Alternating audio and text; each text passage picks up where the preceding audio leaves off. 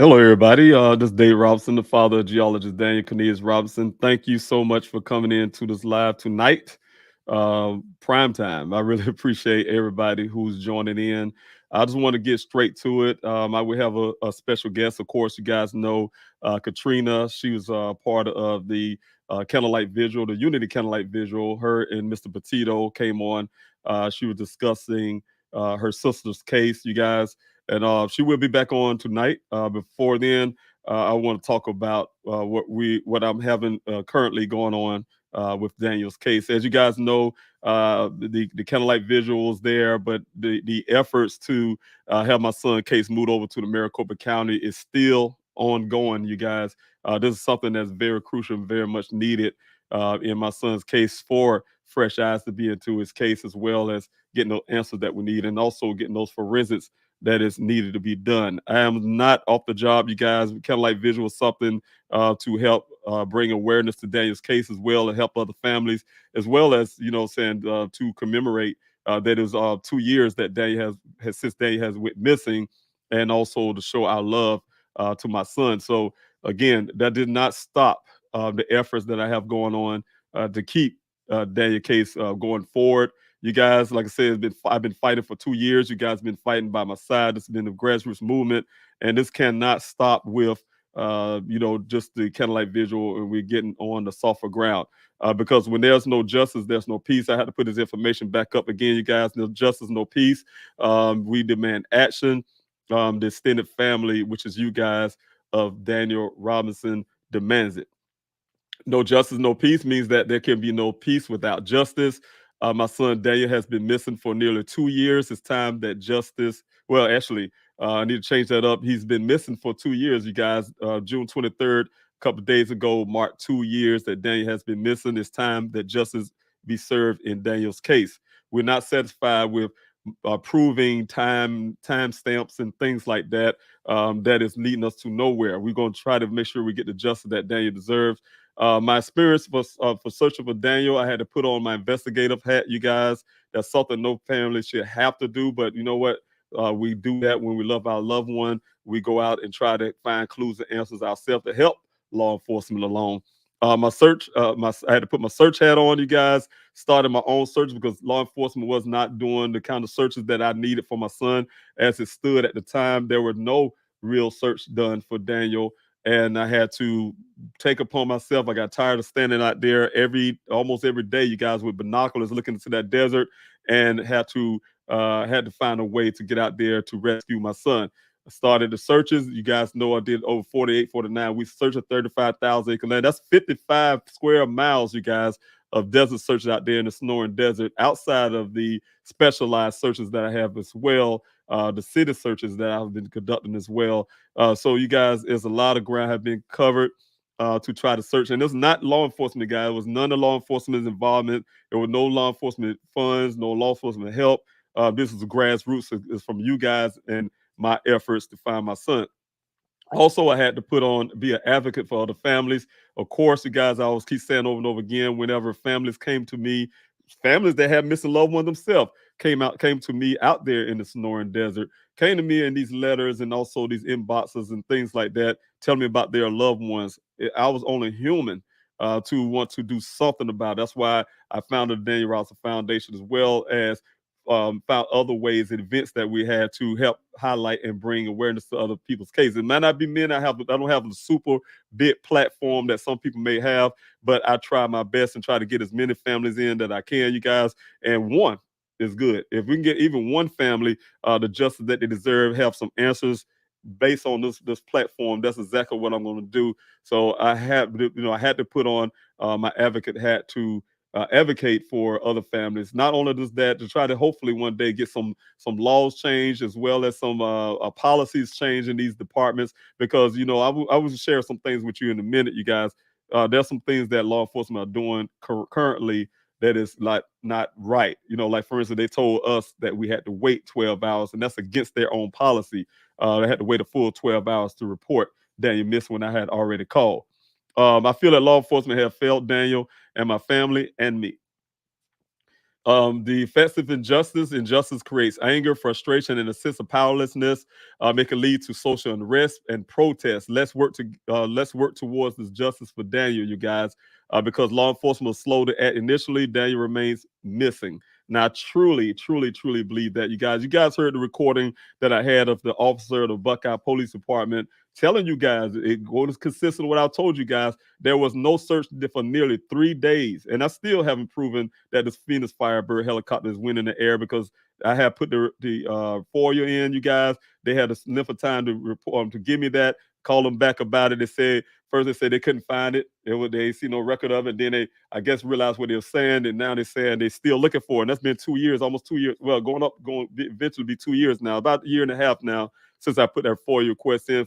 As it stands right now, that helicopter, that Phoenix Firebird helicopter, there ain't no proof that it actually happened outside of what's in Buckeye Police Department's report. But I can tell you it's consistent with the recording that I let you guys listen to, the other live that I had from the law enforcement from Buckeye, you guys, telling me, saying that you guys heard me talking to Buckeye, telling me that they didn't have no. So this guy didn't even hear about no helicopter search. The officer who was there, he's a night officer at that. You look at the notes, look at the computer. He didn't see anything that said anything about a helicopter flight. So you guys, those are the things that is inconsistent in the Buckeye Police Department report. And I guess you guys, you can understand my frustration with that. I just don't have the time, but I'm finding the time to put all these things together for you guys to understand. Because law enforcement refused to take physical evidence of foul play I gave them, Daniel's justice has been hampered. They're so more consumed about the stories of woman or what Mr. McGrath had said, sensationalizing Daniel's case. They're more concerned of that than to actually find out what happened to Daniel. They're more concerned about trying to prove if he had some type of depression or he had some a liking for a young lady. He's a 20 some year old man. I mean, I hope he do have a liking for a woman, but I can't tell you everything they said about that case. That part of it is false. But nevertheless, he's a young man. If he was to have been that way, that's very much okay for a young man his age to really have a liking for one. But I'm going to share some of those things with you as well, you guys, later.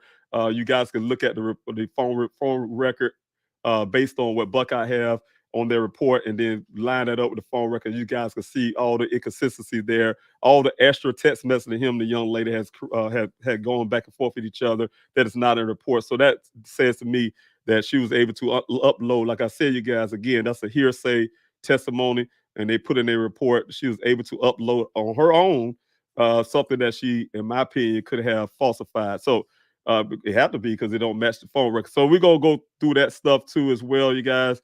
Eventually, now I have more time that I'm not doing any events until maybe a search in later on the summer. Just trying to make sure I put that together. If I have the search put together, you guys, that's gonna be based on keeping you guys safe and based on investigation as well. Because they had not accepted the physical evidence that we gave them of foul play. There's foul play evidence in Daniel's case, but they danced their way around it to say, I don't see no foul, but they don't see nothing that said it wasn't foul play either, you guys. That's what they cannot argue that point, but I can argue the fact that we did give them physical evidence. Also, I have a solution for this problem. I'm demanding that the Buckeye Police Department release my son's case to an outside agency that will bring results. Since my son went missing, the Buckeye Police Department has not found anything to bring us closer to answers. You guys, as you know, the new report came out. You guys can read all of that. What I can say, a sensationalized report of my son's case, and you will get more and more questions about what happened because nothing adds up. It don't add up with the data that we was able to get away from the car vehicle itself matching up. And I'm gonna tell you guys, we're gonna go through this Mile IQ app. I went on through this app with the owner, with the folks with the for the Mile IQ, and we went through it. He really helped me read through the spreadsheet. It's total opposite what Buckeye said, not what they're saying. You guys, they have a report. They try to fit it into their narrative, and I'm going to show you why I don't fit into that narrative. Also, I was able to be blessed by a young man that I will be introducing. He kind of want to say, hey, Mr. Rouse, I'd rather for you to put this things out. I went over his evidence, and I'm going to give you guys an alternative way of looking at things. I have looked at it as well and saw some of the things that he's seen as well, but it's one particular thing that is a little different, and that has something to do with the time when the accident happened, the first accident happened. Whether that's a time the accident happened, or rather there was a vehicle being cranked up. So those two things is the only thing that's a little different from what he and I can agree on certain things. And I would have to look at that a little tighter, but I'm going to give you all those information as well. But what we're doing is demanding that the Buckeye Police Department release my son's case into outside agency that will bring results. Since my son was missing, the Buckeye Police Department have not found anything to bring us closer to answers. They do not have available cell phone pings to this date. They're relying on a Mile IQ app when they could have gotten this cell phone ping that could have saved my son's life. You guys, they figured he was an endangered person.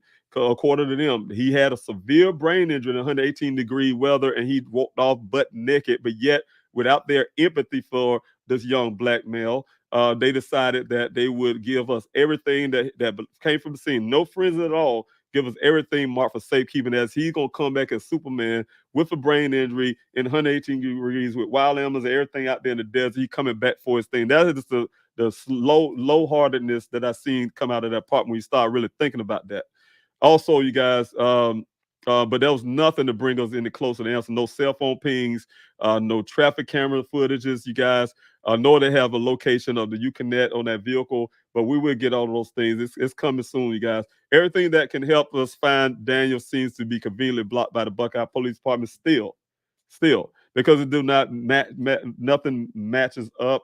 You guys, they're coming up with a 10 o'clock that his cell phone was in the ravine at a certain time. But I'm going to show you. We're going to go through this data together, you guys. The green sheet that MyLIQ gave to me that I passed on to Buckeye. It's the same one. They don't have nothing new. It's going to be the same exact thing, you guys, and we're going to go through it together, and I'm going to point some things out to you. Now they are blocking other agencies that may be able to help. You know, I tried my best to go to Tempe, the police department. I don't want you guys don't get confused. I had meetings with Mayor Woods at the time, Chief Glover, as well as Assistant Chief Anderson at the time, and also their whole staff, my team. We were there, and I was able to convince the Buckeye Police Department to do forensics. And as they would say, as a favor, we're doing this as a favor to you, Mr. Robinson.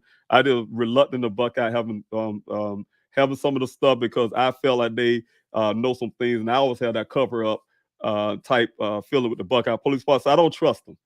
But the Tempe Police Department said yes, they have to share whatever found as well to them after they shared it with me as well. So the thing is, you guys, I initiated that. I initiated also the swabbing that I had to have the DNA to put into the database in case something is found. So there's a lot of things, you guys. I want to make sure these things are put in the proper space. So I'll be spending a lot of time putting things in the right, proper place. We will fight to have the change of the outcome, you guys. What we could do, we could peacefully protest in two forms. I created a mail-in protest to get targeted departments' attention and action.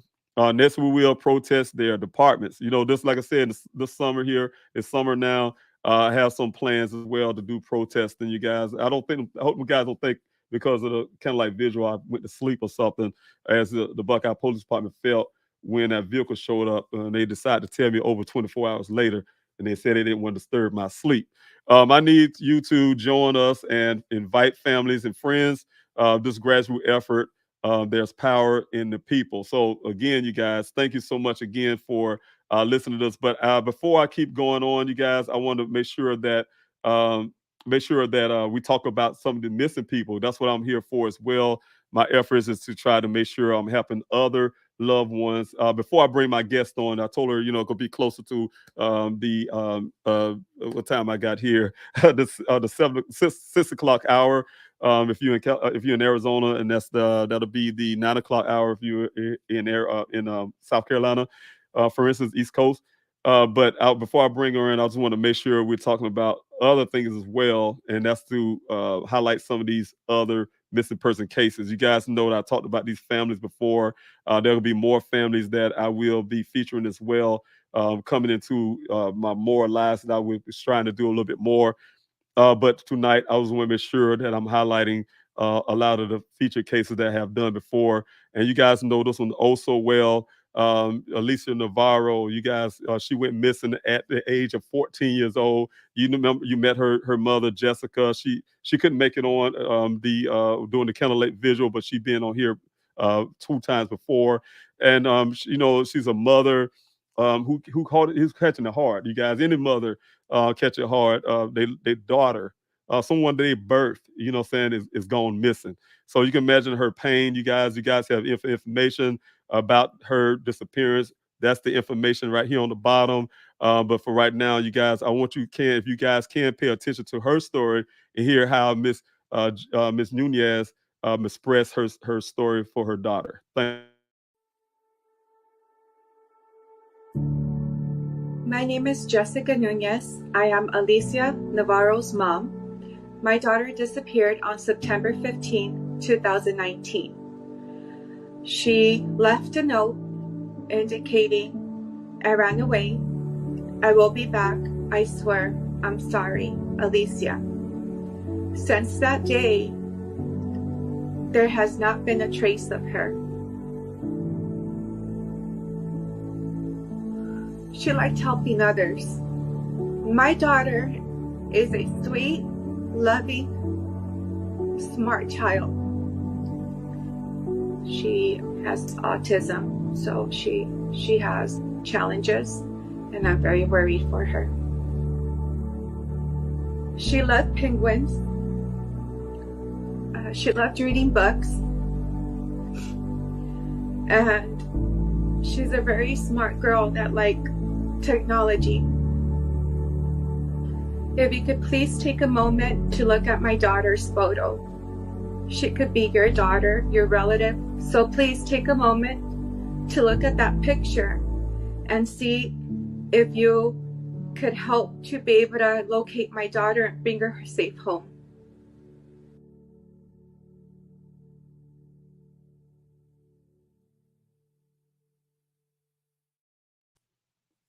Yes, if you guys can help, or you know any information about Alicia Navarro, please utilize those numbers and try to help her bring her daughter home. It's been 4 years since her daughter has been missing, and it always saddened me just to hear that story. It's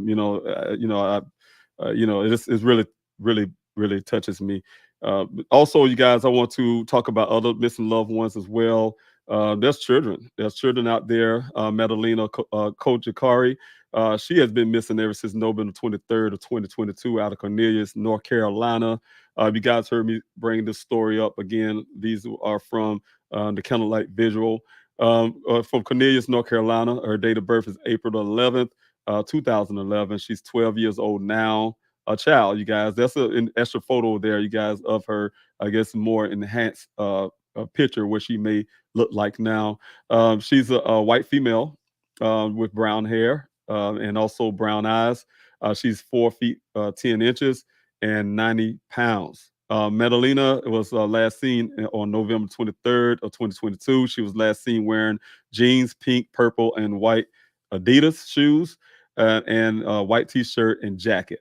If you guys have any information, don't hesitate to call 911, or you can call the Cornelius Police Department in North Carolina at 1-704-892-7773. We also have here is Keila Garcia and also Jackson Lopez. Jackson Lopez is Keela's son, you guys, Keila Garcia's son. She's been missing ever since March. He and she was missing ever since March the 30th of 2022. Missing from Hamilton, Ohio. Her date of birth is December the 27th of 2025, 2005. Also, her age now is 17 years old. She's still a child, you guys. Still need to be brought home. Her child. She's a Hispanic female. She has black hair and brown eyes. She's 5'1", and she weighs 115 pounds. Her son is 1 year old now, and he's a Hispanic male with black hair, brown eyes. He's 2'3" and 17 pounds. Again, you guys don't hesitate to call 911 or the Butler County officer in the office in Ohio at 1-513-785-1300. And lastly, we have Cody Bixby. You guys, I spoke about him as well. There's an extra photo of him as well been put out there. And also, he's been missing since January the 31st of 2022. Missing from Hamilton, Virginia. The date of birth is January the 12th, 2018. He is 5 years old now. He's a black male with black hair, brown eyes, 3 feet tall, 60 pounds. Both photos are of Cody, and when he was last seen, he may have been wearing all black clothing with a Spider-Man flip flops. Again, guys, don't hesitate to call 911 or the Hamilton Police Department in Virginia at 1-757. Again, you guys, we just want to make sure we're bringing these young people home. I also want to keep going. You guys, I have two more here.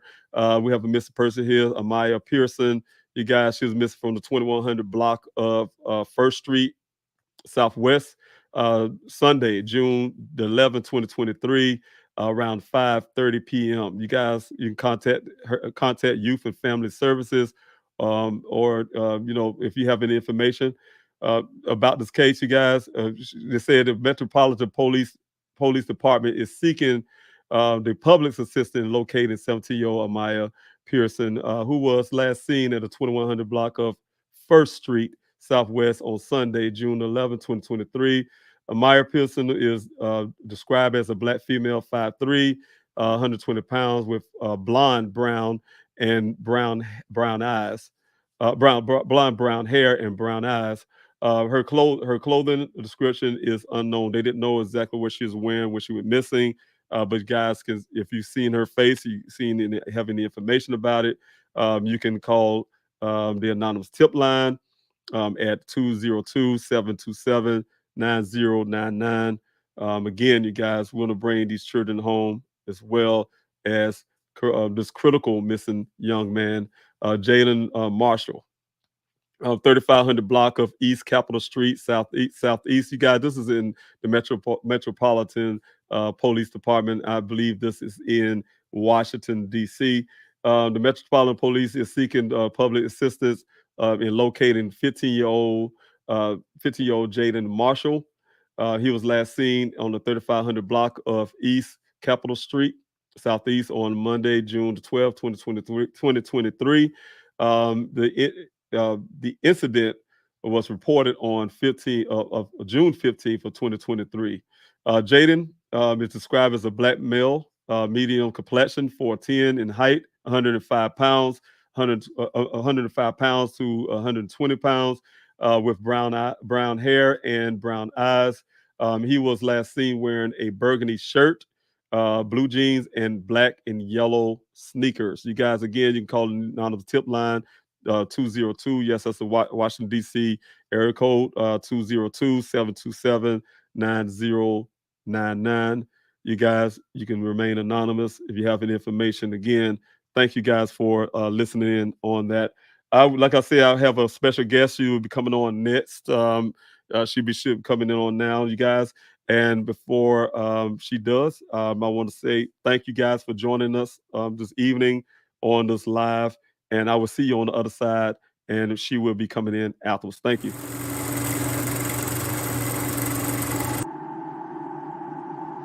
When the lights and camera turn off, I will be here. When the interest and conversation fade, I will be here. When there's no one around, a father will do anything it takes to be there for his son, to protect his family.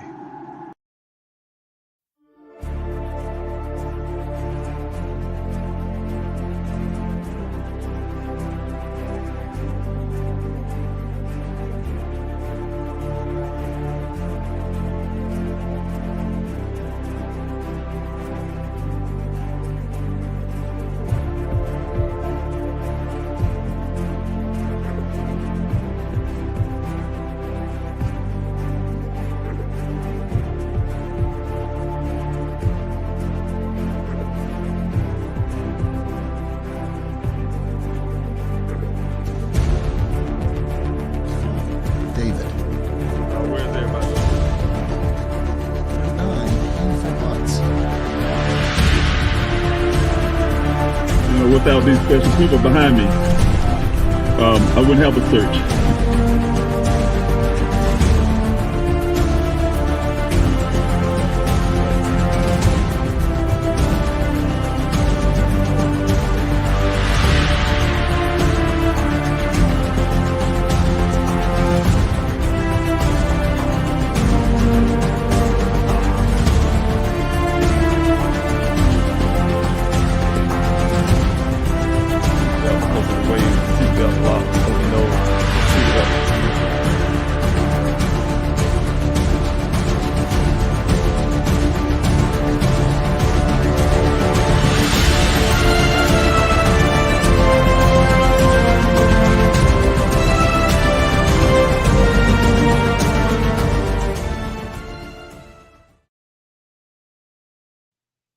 Hello again, everybody. I'm David Robinson, the father of geologist Daniel Robinson.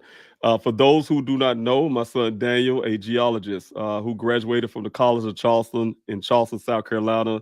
He graduated with honors, you guys. He graduated with many friends that he have gained over the years of his college experience. Daniel decided to take his career out to Arizona to make Arizona great. It's a place that is highly sought out there from geologists. Is a great place for geologists to thrive in their career. He decided to go straight there out of college, and he landed his job immediately with the engineering company called Matrix New World, also called Matrix Southwest Groundwater. This company, they hired geologists like Daniel to help them assess water, their groundwater. and also water wells. You guys in Arizona, as you may or may not know, Arizona being a desert state, have a law that's required that groundwater wells have to be built for communities. Community that's being built had to have these groundwaters, have to have these wells that produce at least 100 years of water. And that's something, like I say, by law. And these waters have to be drinkable, for one thing, you guys. They draw a lot of water out from the earth. So, of course, a geologist's job, a field geologist, as he's been hired, also called a hydrogeologist, job is very important to this effort. So, again, Daniel, on June 23rd, been almost 3 years that Daniel has been working for this company doing this job.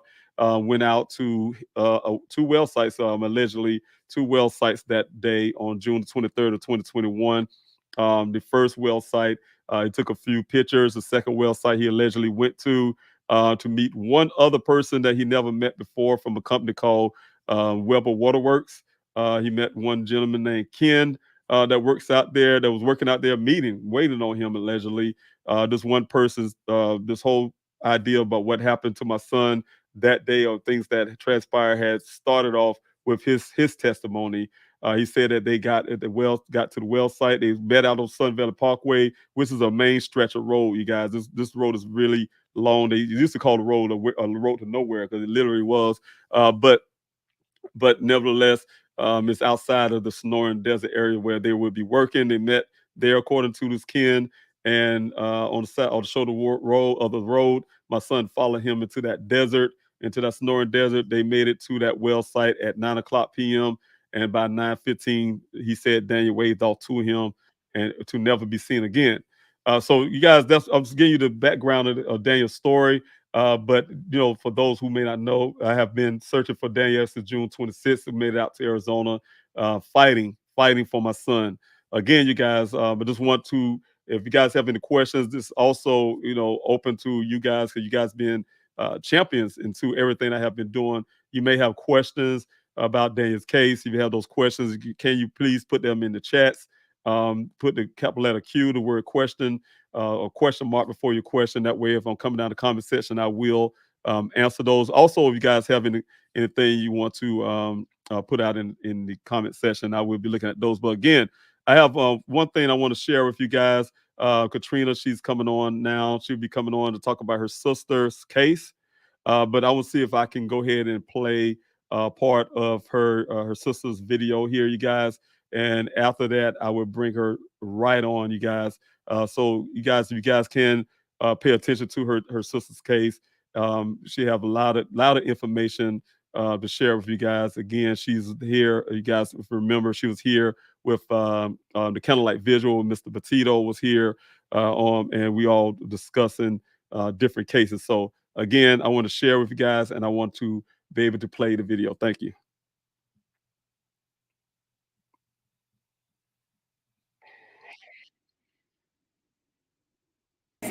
You don't hear that very often. It could be you.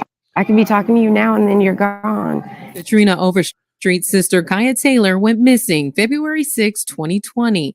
The now 29-year-old was last seen in Plant City, Florida. So it's not just about my sister. It's about everybody's safety. A few hours after Kaya dropped her boyfriend off, her car was discovered on train tracks near his home. The vehicle was left running and Kaya's personal belongings were inside. Instead of considering any potential for foul play, Hillsborough County Sheriff's Office says it was treated as an abandoned vehicle. Officers moved her car to the side of the road where it would sit for several days. No answers, no leads, no nothing. That's heartbreaking. It's heartbreaking. On February 10th, Kaya Taylor was reported missing. FBI still is not involved in my sister's case, and they refuse to bring the FBI into my sister's case. Around the same time that my sister came up missing, there was a girl, I believe it was in Ohio. She was white. She had just turned 18, and FBI was on it in 3 days. And there was another woman, Veronica Reyes Diaz, who went missing just hours after hanging out in Plant City weeks before Kaya went missing. Katrina says Veronica looks very similar to her sister. It's crazy. It's like There's three things that could have happened to my sister: serial killer, her boyfriend did it, or sex and human trafficking. But according to investigators, there's been no determination of what happened to Kaya Taylor. She deserves to be found and a proper burial, and we deserve answers.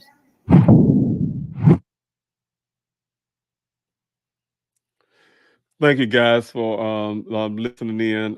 Again, so just wanted to bring her sister on, you guys, and here she is. Thank you so much, Katrina, for joining us tonight. I truly appreciate you for being here. God bless you again for taking your time to share with us. I have to say again, thank you for allowing me to be on. Again, this is my sister. Yes. Yes, and and I know it's very difficult for you right now. So I thank you. Like I said, I know it takes a lot of strength to even. A lot of people don't realize how hard it is to even come on camera. First of all, but to talk about these stories, because it's like reliving it all over and over and over again. It's very painful. So again, my heart goes out to you and your family. So I trust me, I understand what you're feeling. Thank you.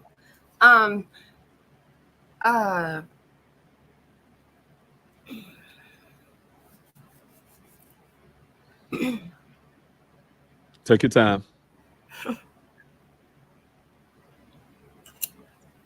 Let's talk about Daniel. Yeah, sure. Sure. We had the Candlelight Vigil, and I really appreciate everybody who came out for the Candlelight Vigil. Thank you, Katrina, as well, for joining us for the Candlelight Vigil and discussing your sister. You told me how hard it was, and Mr. Petito being there kind of helped get a little easier. But yeah, it's difficult. I already know, and I can tell.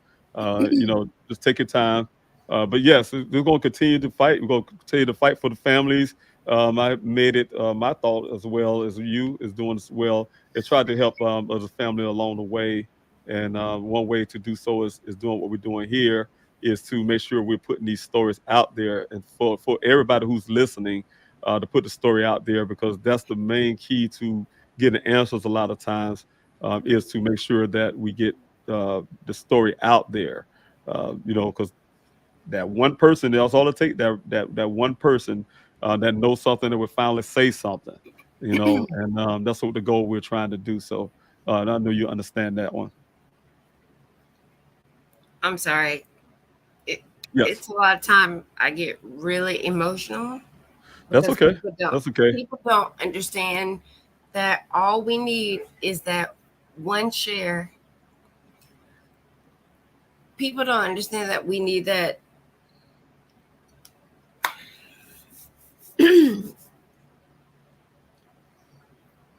For me, it's very important that we have people in the public. We gotta have them. That's right. That's right. We have to. I have one comment here from a question here from Terry Dean.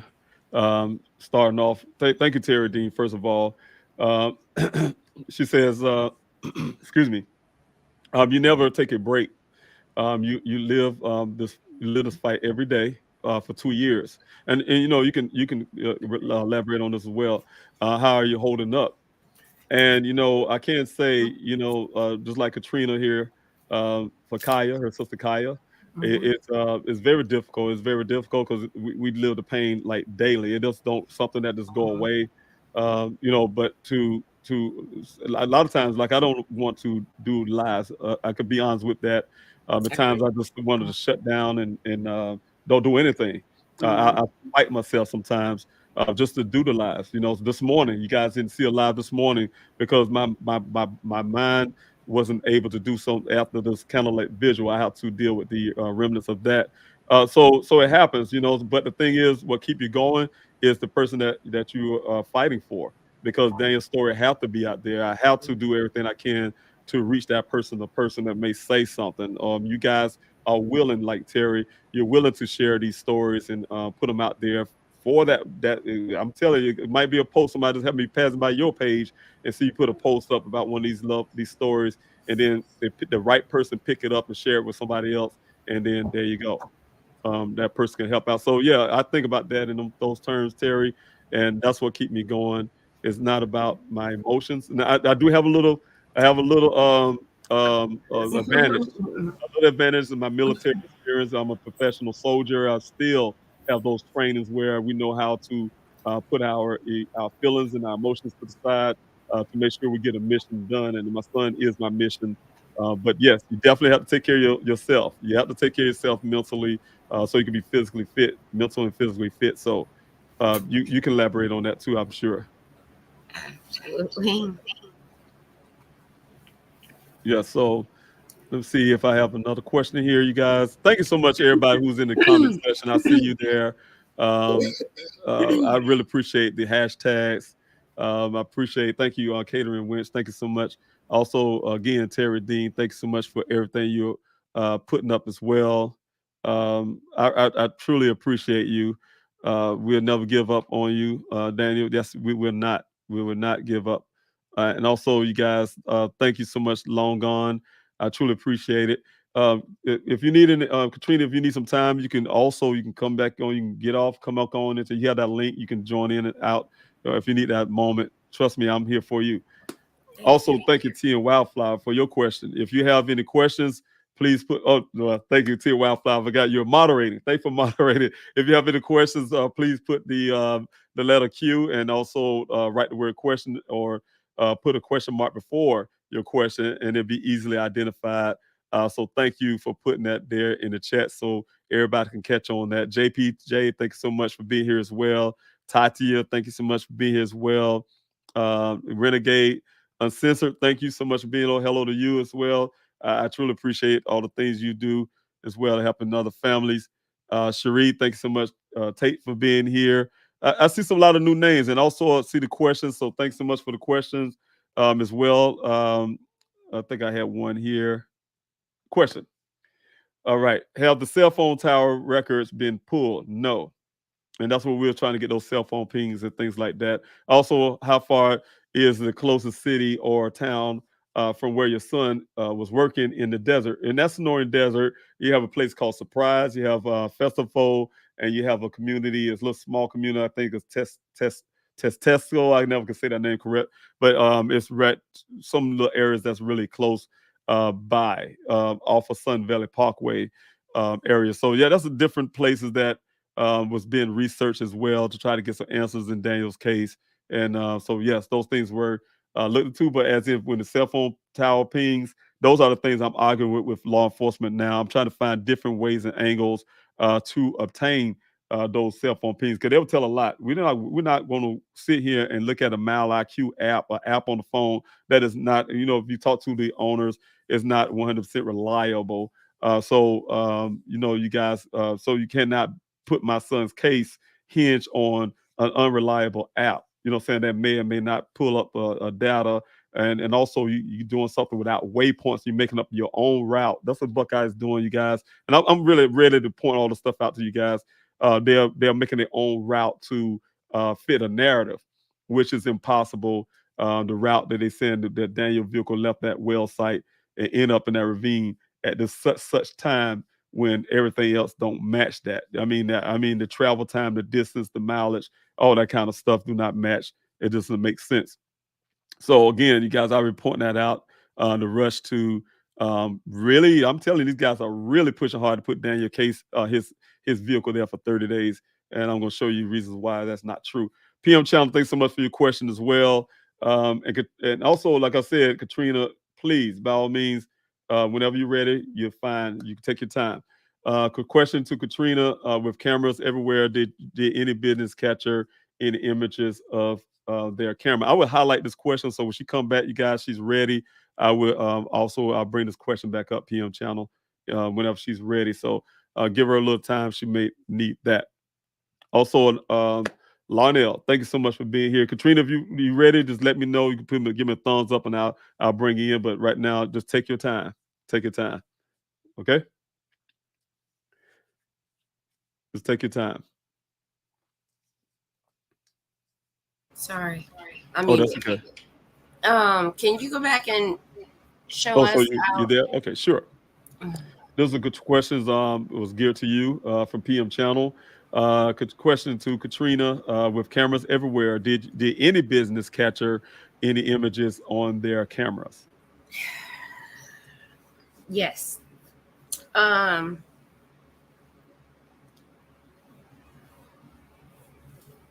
So I'm gonna go back a little bit. Kaya did do drugs, and when we found her,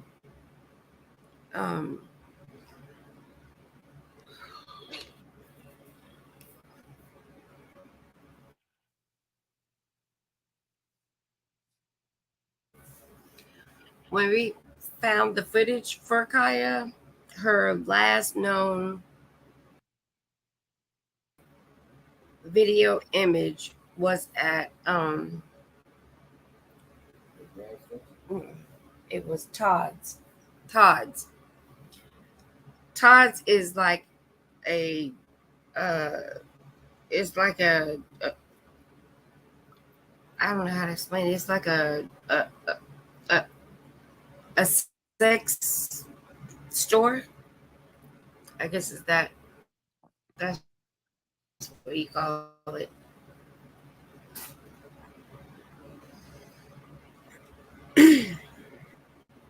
Yeah, someone call it adult store as well. Thank you. I'm sorry. It's No, take really your hard time. to talk about that.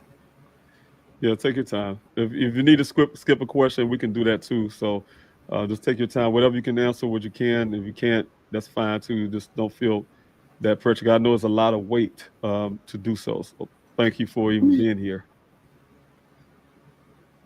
Thank you.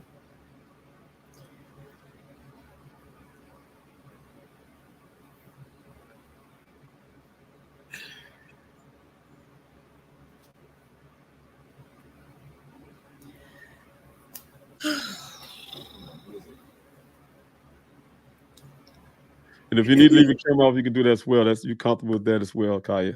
Katrina, I'm sorry.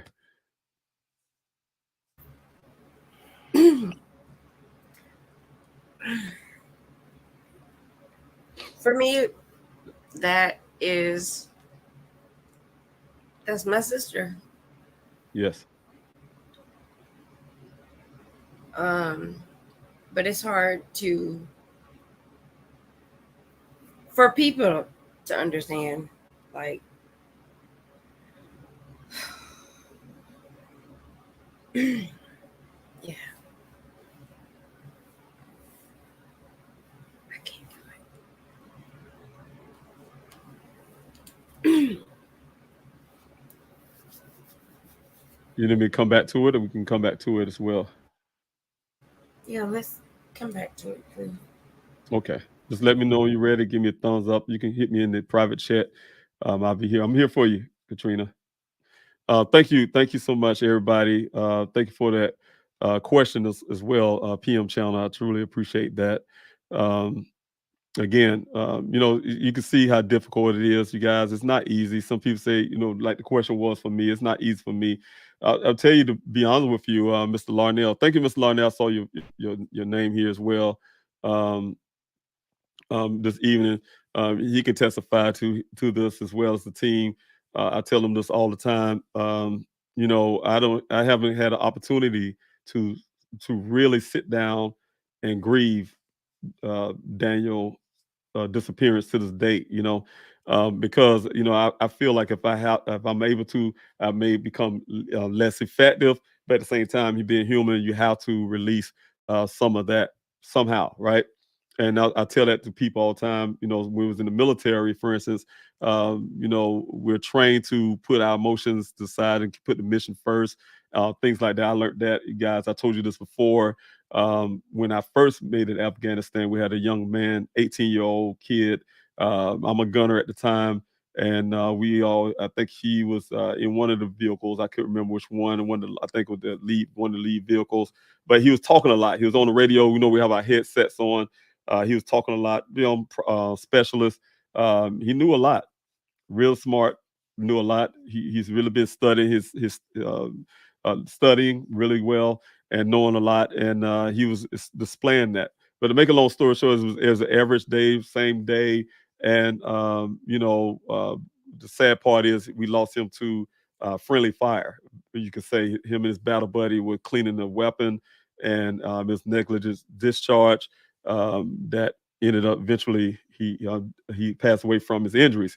That was our first casualty of war in my unit. So to make a long story with that, you guys, what I have learned from that experience, I didn't have any deaths in my family, immediate family, so I wasn't really accustomed to seeing people pass away. So they had a memorial service. They had a memorial service, of course, with his picture, his Kevlar, his helmet, you could say Kevlar, and his weapon, as well as his boots, and just sitting there, with the picture. And I'll never forget just sitting there, and we're there, and they did this thing called roll call. And that really got me. Roll call. They end up getting to his name and calling him a couple times, like he was going to answer, and then you hear the gun salute. It shock you, and this is my experience, you guys. And you want to get into this emotional thing, and then as soon as it's over, the higher up say, "All right, let's get back to work. Let's get back to work," because they don't want you to sit around moping and because we're in a war zone, you guys. We couldn't sit around and mope and keep our brain on what just happened. We had to get right back to work, get back to the mission that we were doing, and we jumped back on it. So to make a long story, that we started becoming more accustomed to what you had learned in the basic training. For instance, you have to keep pushing. You have to keep pushing, because being complacent, for instance, will get you killed, to be honest with you. So some of those things was kind of a reminder of how to handle emotional situations, is to be able to learn how to be able to put those things to the side to make sure you complete a mission. And my mission, like I said, is to fight for my son and do everything I can. Law enforcement may not like some things I have to do, but if they was in my position as a father, they'll be doing exactly what I'm doing. They could say otherwise. Oh, I wouldn't do this and that. Yes, you would. You would do what you got to do to make sure that they are constantly working on your child's case, because we see it too many times before, you guys, where law enforcement could do very well. Some don't. Some do. Unfortunately, Buck, I haven't, but some do, but they would do to a certain extent where they felt like they did enough, and then they would kind of stop. So I'm not going to allow it to stop. That's what I'm saying. It's not going to become a cold case when there's so much there for Daniel's case. And that's why you need an advocate, a person to fight, to continue to fight. Again, is the reasons why. So I want to say thank you so much, everybody, for thank you for the Ephesians 6. I really appreciate it. I'm going to read that. Thank you, Long Gone. I really appreciate that. Putting a Bible verse there. Also, David, you are a warrior. Yes, and I'm going to continue to fight for my son. And I thank you so much for saying that, because I need to put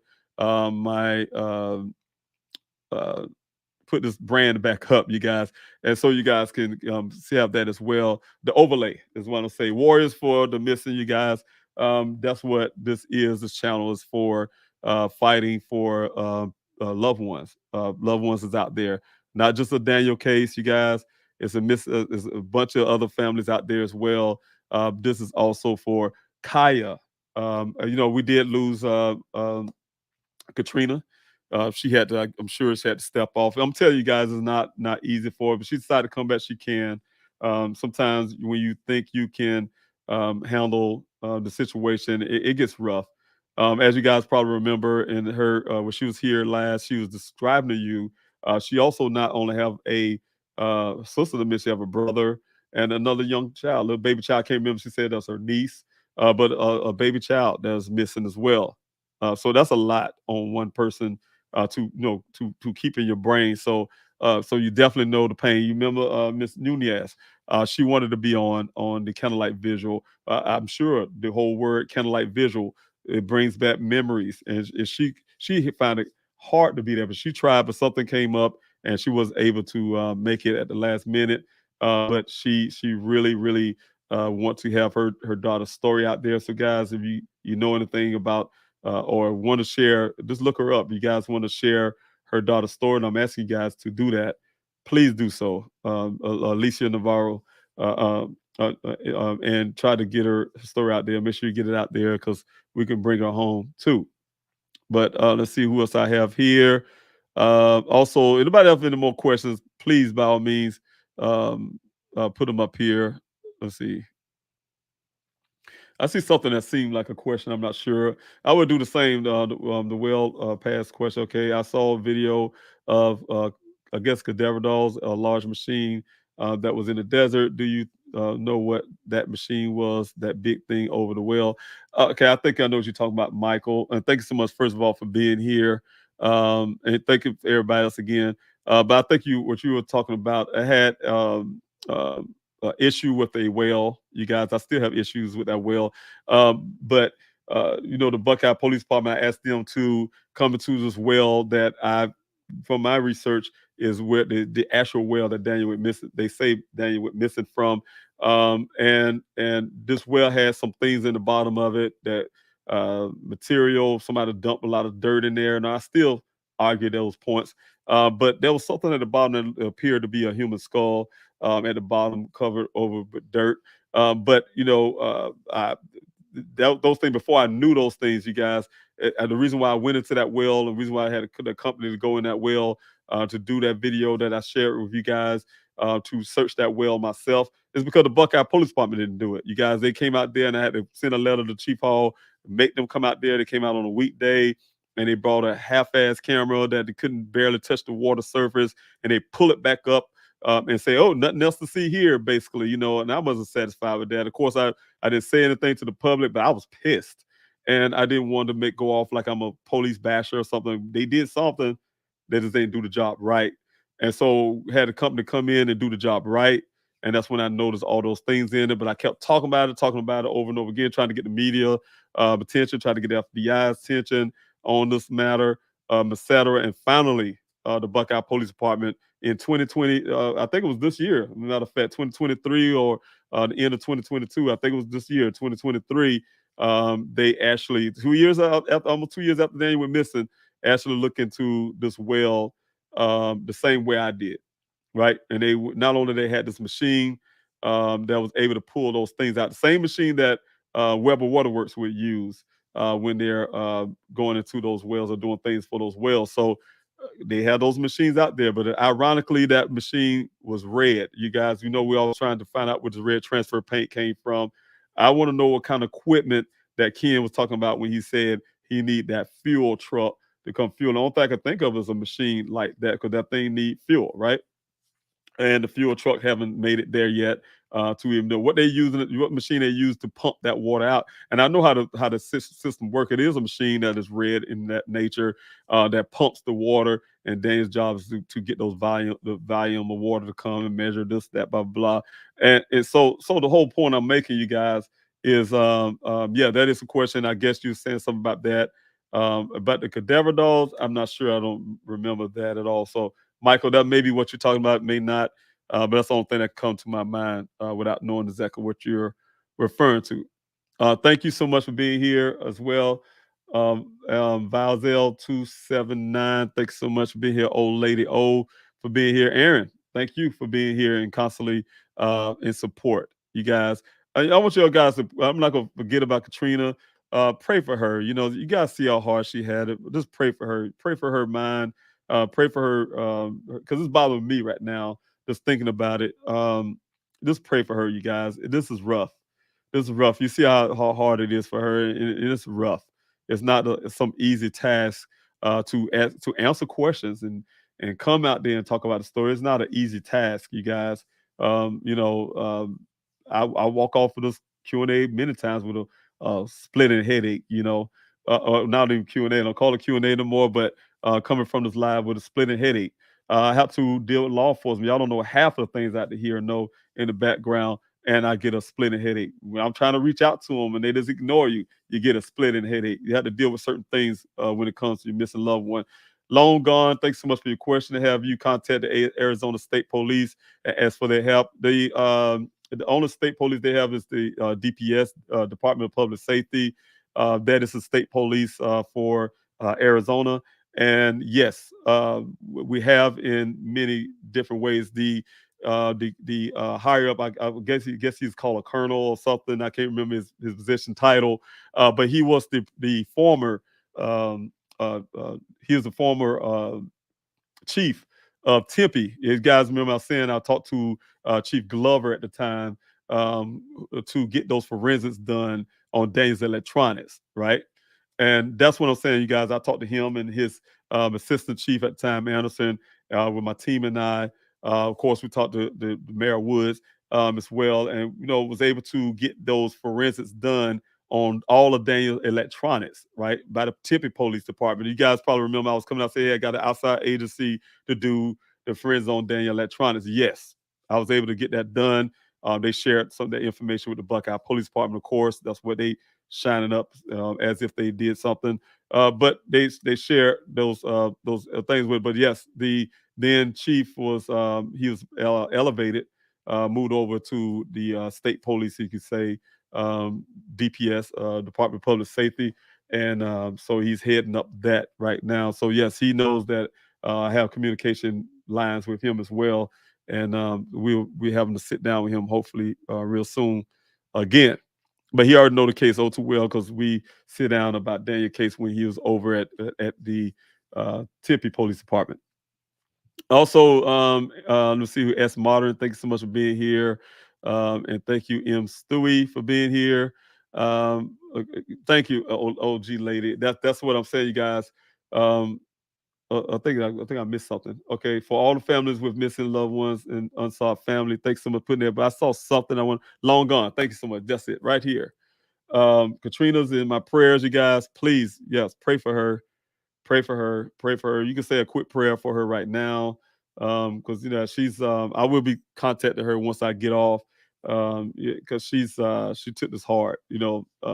It's sometimes it's that one little trigger thing that could trigger the kind of pain that she's having right now. So please, you guys, keep her in your mind and your prayers tonight. Keep her and her family in your mind and your prayers tonight. That's this is a terrible tragedy what they have to go through. I also have a question here from Miss Stewie. When was Sun City Festival development built?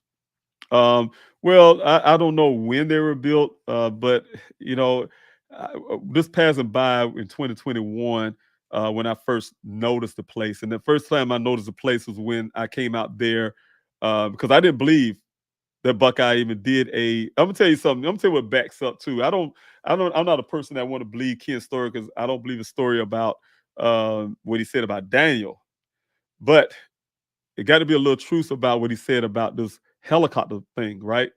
As you guys seen on the picture, I was writing down notes. You guys, I have video, have witnesses, my daughter and another young lady listening in. And Ken told when I say us, we all listening and I'm writing, right? Told us that day when I went to go interview him. I said, because I asked him, I like, hey, look, man, I say, have you been working here every day? He said, yeah, I've been working here every day since Daniel was missing. So he was there every day up to that point where I was talking to him every day. I said, oh, good. So you was here when the Buckeye Police Department came with their helicopter search and they came to the well. He said, well, I personally didn't hear no helicopter and he didn't see no police at the well, right? So I'm like, that made me suspicious about the Buckeye Police Department. I'm like, okay. I wrote that stuff down, but I'm like, okay. I thought they said they did this helicopter search for my son. Told my auntie they had a Phoenix Firebird helicopter, right? And the way they say Phoenix Firebird, I was thinking of this helicopter that can move fast and is powerful or something. And so, make a long story, that always been in the back of my mind. I'm like, he said he ain't hear nothing or nobody showed up no police didn't come to the well site, you guys. And so what backs that up, you guys, when it comes to that place is when 2 weeks after that, they came out with a search with this Silver Air Patrol. Some old guys, retired men, came out with about 5 pickup trucks and saying they're gonna do a search, right? And that would cause me to go to the development. That's when I first found out about these development that you're saying, Sun City Festival, surprise. Um, uh, you know, they say they did a search right then with that thing. But to make a long story, like I said, you guys, that's the time when I was alerted because I was sitting there. That caused me to come. To make a long story short, they told me, Buckeye told me about they're gonna do a search with us. Um, um, like I said, the Civil Air Patrol, but they didn't invite me or something. They just, oh yeah, we're gonna go out there tomorrow. And I said, man, that's BS. I don't believe them after I heard what Ken said. I ain't had no reason to not believe Ken's story at all at that time because I just met him. And I said, no, I don't believe them. They lying about something. I called my daughter and I told her, hey, you got to get up early in the morning. We're gonna be up there early. We're gonna be there an hour before they did. They said we're gonna be there 6 in the morning. We're gonna be there at 5. We got there before the sun come up. We was waiting. Their jokers didn't show up to 8 o'clock, but they showed up. I only came there because, like I said, I was told that they didn't even have from Ken, the eyewitness, who said there was no helicopter there. There was no police officer coming to the well. All that stuff y'all read in the report, I'm telling you. And also, I have the phone recording you guys heard the other week when I played it. The officer, I'm talking to the officer, and he's saying that he don't see nothing in the computer about no helicopter. You guys. So I'm saying, and also to back that up, I put a FOIA in, like it's almost 2 years now, and they can't find it. The Phoenix Firebird, that means the fire department as well as police department can't find it. So I say it don't exist. It's a falsification in their report, and now that stuff will come out eventually too. But as in Sun City development, I don't know how long ago that was built, but I just found out about it because while I was waiting on that Civil Air Patrol, they wouldn't let me in. For some reason they blocked the gate with their vehicle and wouldn't let me in. Think I'm sneaking in, so see what they're doing, what they're really doing. Um, that's why I took it. We had to go use the restroom, of course, and that's when I went up. I was told that it was a gas station a few miles up the road, and that's when I found the Sun City Festival area. Where I was able to go get some gas and also to check and see if this that's a Shell station that was on Daniel's bank statement. So, and it wasn't that Shell station. Also, thank you, Michael Ramona, for being here. We'll pray for her in the name of the Father, Son, and Holy Spirit. Thank you so much. Watch over this lady in the time of great crisis. That's really nice of you, Michael. Um, she's hurting, and yes, yes. I like I said, I'll check on her, you guys, once I get off. But yeah, that prayer. Thank you so much for the prayer. Also, yeah, yeah. Thanks so much for the prayer. I'll say, if you guys have any more questions, you use like I said, the capital letter Q word question for your question mark. That'll help me find it. But in the meantime, you guys, like I said, just pray for her. Small Town PI, thank you so much for the super chat. God bless you for your support and your love. You've been supporting this channel since you've been joining in on here. So I truly appreciate you, Small Town PI, for your help. And that boosts my morale. It boosts me up to see that kind of support, and I truly appreciate you. God bless you for that as well. I have a question from PM Channel. Again, the question, thanks so much, PM Channel. I know it's been 2-year anniversary of Daniel being missing. It was very difficult. It is very much so. Several in the chat have asked about your well-being. How are you doing mentally, physically? Oh, thank you so much for even inquiring of that. Like I said, my days are always, only people in my immediate circle know how difficult things can be. Saying, like I said, I just didn't have the opportunity because I'm so busy all the time. You guys, when I say busy, I'm seriously busy. Sometimes I think I do it, allow myself to be busy like that to keep me from having to think a lot. And but definitely didn't have a time to grieve yet. The Candlelight Vigil, it almost didn't happen. I can say that. Last minute, I pretty much probably how Katrina feel. Was overwhelmed with just the whole fact that Daniel's been missing for 2 years. I go back. My thing is, I go back and reflect on how I felt when I left South Carolina having mixed feelings. I was worried about what happened to my son, what the hell is going on, and then hearing law enforcement not going to do anything about it. Being a man that come from from the projects, who know police brutality also well, the language that police talk to, especially people of color, the way their, like I said, their attitude towards going way all the way out versus doing the minimal to say, hey, we did something. I heard all of that in the way that law enforcement officer, when he told me it was his fault. I'll be honest with you, the way I took it, that one officer, he kind of was throwing his say that, hey man, it's not me, my higher ups is the way he put it. My higher ups saying, they canceled the flight, is unauthorized. He went to them and said, hey, we should go and go to helicopter. And they the one turned them down. And so when I started hearing that, of course, like I said, my thing was, and I'll be honest with you guys, my thing was I was going to go up there in Arizona, go across the whatever. I'm going to get there and I was going to get my son. I mean, I felt like it was going to happen the day I got there, right? I didn't see 2 years coming. Every day up to 2 years, even now, I didn't see 2 years coming. I'll be honest with you guys. It got more difficult. The desert, been out there for all those weeks with volunteers. That was encouraging, seeing hundreds of people show up, but it was intimidating at the same time. I've been in the desert of Afghanistan before, but I was in vehicles, riding around in vehicles, going across the terrain, dodging IEDs and things like that, right? Danger zone. But the thing was, but being out there in that desert looking for your child, and it's almost like a needle in a haystack almost with the equipment that we didn't have. We didn't have what law enforcement have, the training, this, that, blah, blah, blah. We don't have all of that. And, it become intimidating. It becomes stressful, especially when we start finding human remains. It's scary. I mean, the whole thing, I can rehash the whole thing, but yeah, it started off that way with me thinking I was just literally going to find my son a long time ago. I'll be honest with you.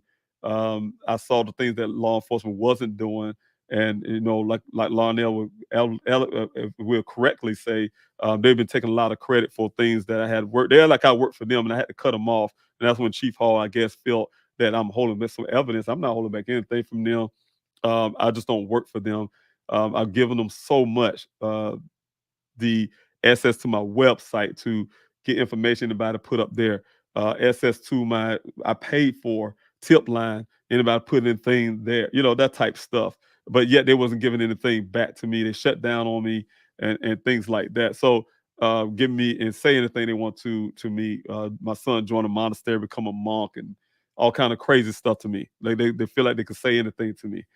So the thing was, from getting off subject, when you asked that, for the 2-year anniversary, like I said, I was really at the last minute, didn't have the energy to say I really want to do a candlelight vigil. I did it the year before, but again, you guys, my biggest thing is, if I don't do it, who will? If I haven't came out to Arizona to fight for Daniel, what y'all think y'all hear that Buckeyes say they did, it would have never happened if I didn't show up into Arizona, you guys, if I hadn't been fighting for my son and you guys been backing me up. So what I'm saying is I just keep pushing it because I keep telling myself, no, when I get weary like that, I'll tell myself, David, just one more day, you got to keep going. Just one more day because, that might just be it. You know what I'm saying? If you stop now, oh, that's what they're waiting on. I feel like law enforcement be happy if they see me go off in the sunset and they can throw Daniel's case in the file somewhere in the back of the closet with dust or something. I see that. But long as this man keep irritating and everything else, yeah, I'm here. I'm here fighting. So I definitely feel like I can serve Daniel some justice by keep on pushing myself. I got other things in life. Still have a young daughter to take care of. I have a home in South Carolina to take care of. I have a family dynamics in South Carolina that I have to take care of. I have bills that I have to take care of. So life did not stop when Daniel died. Excuse me. Oh God, please forgive me. I didn't say the word died. You guys, I don't know where that came when he went away. Oh God. Y'all, please forgive me. I don't know where that came from. That just really messed my head up just now. When Daniel first went away, you guys, yeah, that really messed me up, you guys. I don't know where that came from, but when Daniel first went missing, when he first went missing, my life did not stop. The things that family dynamics did not stop. Um, yeah, that really messed me up, you guys. I don't know where that came from, so please forgive me on that one. Uh, but you know what? Yes, the family dynamics, you guys, it do not stop. Life do not stop. Nothing do not stop.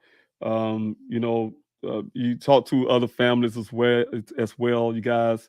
You know, I talk to, and I'm not gonna say their names. They tell me, you know, it's hard when you focus on your one child, right? And then you have other children you have to take care of. Um, it just don't stop. Life don't stop. I'm telling you, you can be going through all kind of other things in life, and you have to take care of those things on top of what you're going through with your child, right? So what end up happening, you guys, like I said, the dynamics of that, you know, is difficult. It's very difficult.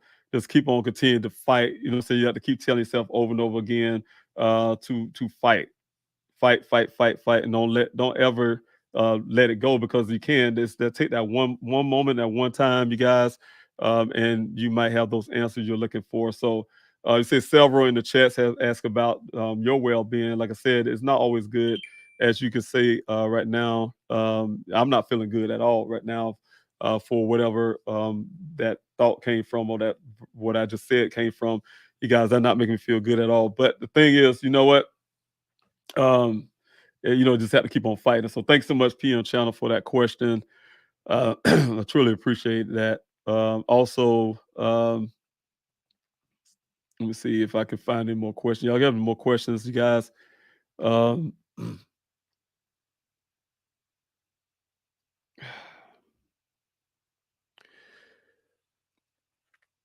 okay. All right. I'm just gonna put this comment up. I didn't see any more questions, but I've always thought that Daniel, excuse me, y'all, I'm losing my voice a little bit. I kind of get that way. I get stressed out. So I have thought that Daniel found out about issues that would adversely affect land development in that area. I think the issue goes away above just Daniel knowing he have been silenced. You know, again, you got Miss Stewie. Thanks so much for a comment, but you know, I look into all the angles that I can to find out exactly what happened from um, you know, I'll say not. I won't say everybody's a suspect, but everybody played a major part into what happened with Daniel. The guy that said he's one of the other person that claimed that he saw Daniel last, even though Buckeye tried to throw him under the rug. I haven't thrown him under the rug. I think it's furthermore things need to be investigated about his story based on everything he said. They try to throw it away like it ain't nothing. This, first of all, I need to see someone being prosecuted for they haven't even taken that part serious. Have a person that come to me, a family member looking for my son, and come to me with a badge and say he's a federal law enforcement officer. He even told my investigator that, you guys, as well. Somehow my investigator believed it. So I'm saying is I believed it at the time, but he's flunking around badges. I have people from California who came out. They can testify to that as well. Present himself as a law enforcement officer, but yet don't hear them mentioning criminality into that. Oh, I don't know why you said that. Why they didn't mention about him falsifying who he is as a law enforcement officer, even though it's been reported to Buckeye numerous of times, right? So I'm saying they've been very selective aware, and it's like my thing is like a cover up, you guys. They chip and tear off pieces of layers of things that need to be looked into and reasons why somebody would do what they do or say what they'll say, and they just kind of dismiss. If you read that report, they kind of dismiss them as like, yeah, let's forget about him now, you guys. He's no longer a suspect. We don't know why he decided to say X, Y, Z, but he's not a suspect. For instance, he's still a suspect for me, you guys. So, so I'm saying, you know, so just the things that happen out there, the people with this whole land, of course, like you're saying, Miss Stewie, The land is another issue. Daniel, being a guy that would tell the truth, trust me, my son would tell exactly what he found. And we have no hindsight now with the old governor did not release poll that it was like it was hidden from the public. And the new governor had to come in and release it, find and release it. Other than the ironically of it, the report came from June of 2021 when my son went missing. That's where the report come from. And ironically, and so I think sometimes those are motives. If you look deep enough, you might find, I'm going to put it just like this and you guys can research yourself. You may find somebody in the Buckeye high up there has some association with the money that's rolling through this development. And you wonder why they're working hard to dismiss Daniel Case as if he just vanished magically or something. So I say it's a lot of things you can look into, guys. All that stuff will be coming out as well. But I'm saying, you guys, all that information now, we'll love to be able to share with you guys. But I'm just waiting on the right person, to do the right thing with it. We have, if they say the FBI is into Daniel's case, we have them. Right? Which I don't take that stock, you guys. You read that report. Oh, the FBI doing the case review. This, that. They said that's the second time the Buckeye Police Department said that if they were there, they would no doubtly had let the family know. This is not something that you put in the public and the public knowledge where the family don't know. No. What kind of business is they running? You know what I'm saying, in law enforcement, if that's the case. And I'm telling you, there's not one agent of the FBI ever reached out to our family about Daniel case. So I don't believe Buckeye. They said it one time before, it wasn't true, exactly fully true what they said about the FBI, and I can't say it the second time. So I would not take anything they say to stop a whole lot of credibility to it. Also, thank you so much for that question, though. And I really, that really, the question really messed me up there. I think the issue goes way above that, just Daniel knowing he may be silent. Okay, and let's see here, T Wildflower. Thanks so much for information here. If you have information that will bring Daniel home, call the anonymous tip line at 844 602 0660 or text the word tip. You guys, that's a tip line that I'm paying for, you guys. You can remain anonymous. There's operators 24 hours, 7 days a week that will take your call. You guys, they will, like I said before, they will allow you to be anonymous. If you just don't want to talk to anybody at all, you can just text the word tip to that number, and you still can remain anonymous. A form will come up and you can still remain anonymous. We need to know the answers. It's been over 2 years now since Daniel went missing, and guys, we need this answer to what happened. Thank you, Aaron. I really appreciate that. I really need to hear that. I truly appreciate that. Thank you so much to T Wildflower. I really need that encouragement as well. I truly appreciate that. Thank you, Tracy. I really appreciate your comment as well. Thank you again, everybody. Thank you so much. I truly appreciate that. Also, S Modern, thank you so much for being here as well. It's good when someone is missing for years. It does seem like death. Yes. But my mind is, you know what?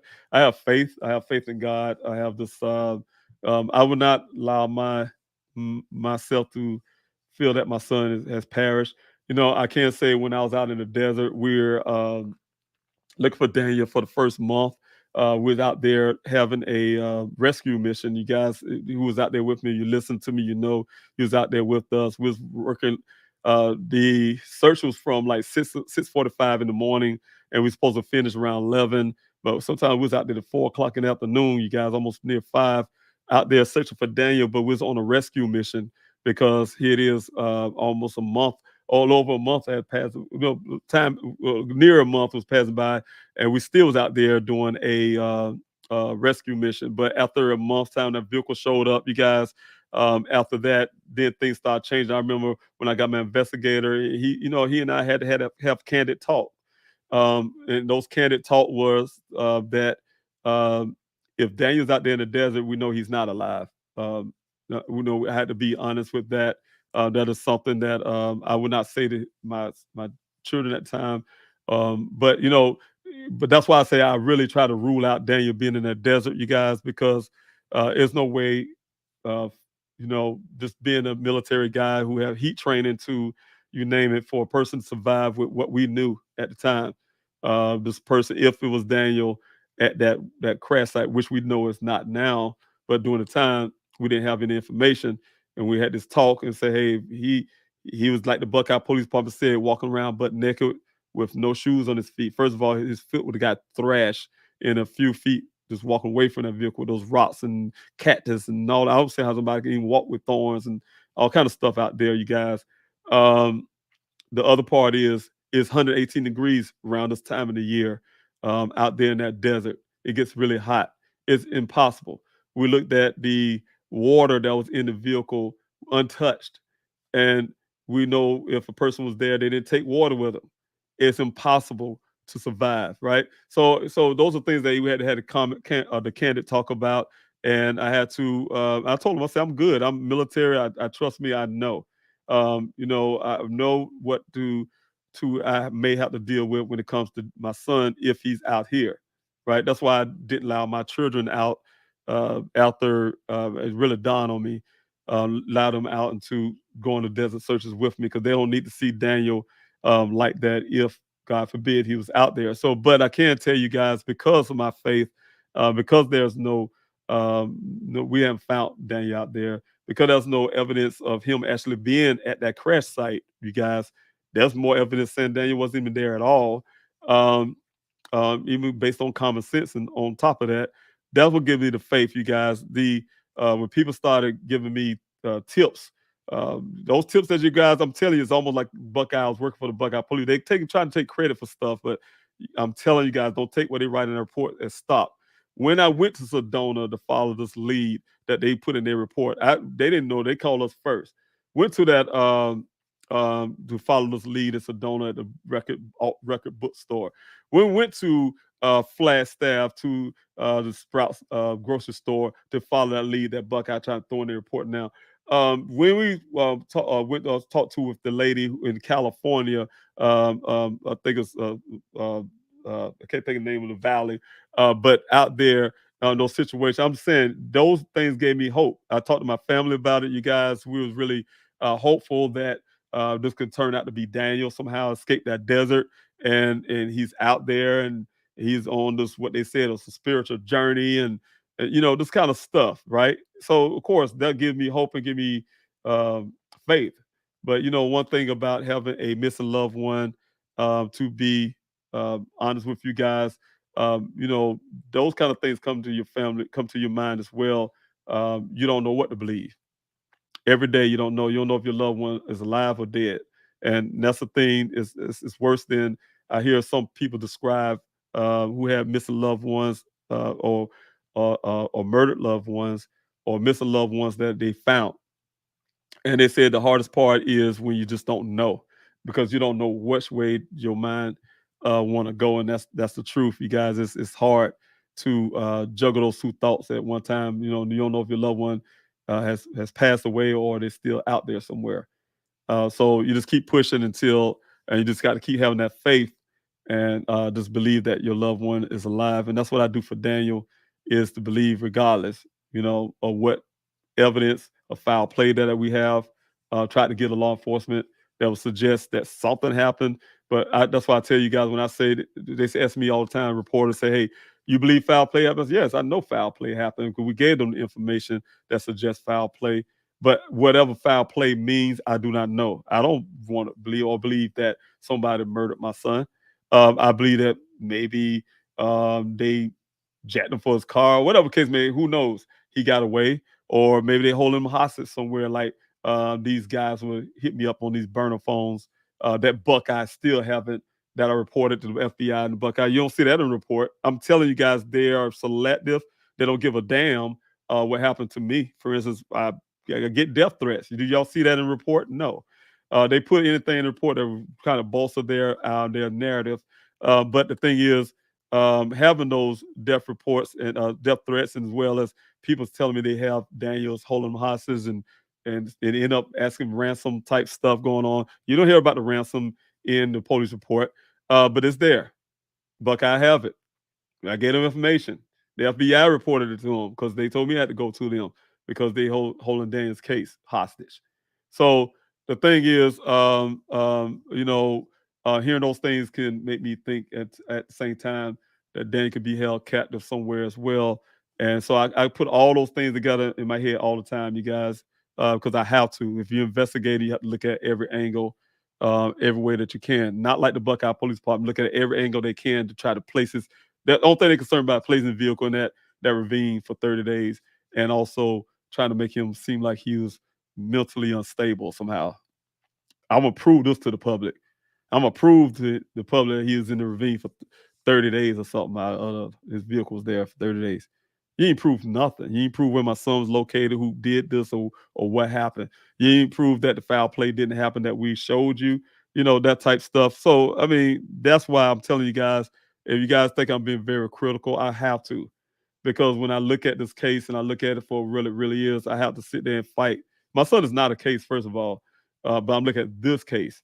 And I have to fight for my son. I have to continue to fight for Daniel because if I look at it and we do it from face value, what law enforcement give you guys in the public, I promise you, if I was to say I believe that BS that they put in a report that I know ain't true, and I just go and say, oh well, that's what law enforcement did. They did the best they can, and they did this, and I just walk off and hit back to South Carolina and shut down. You guys don't hear me on this thing no more.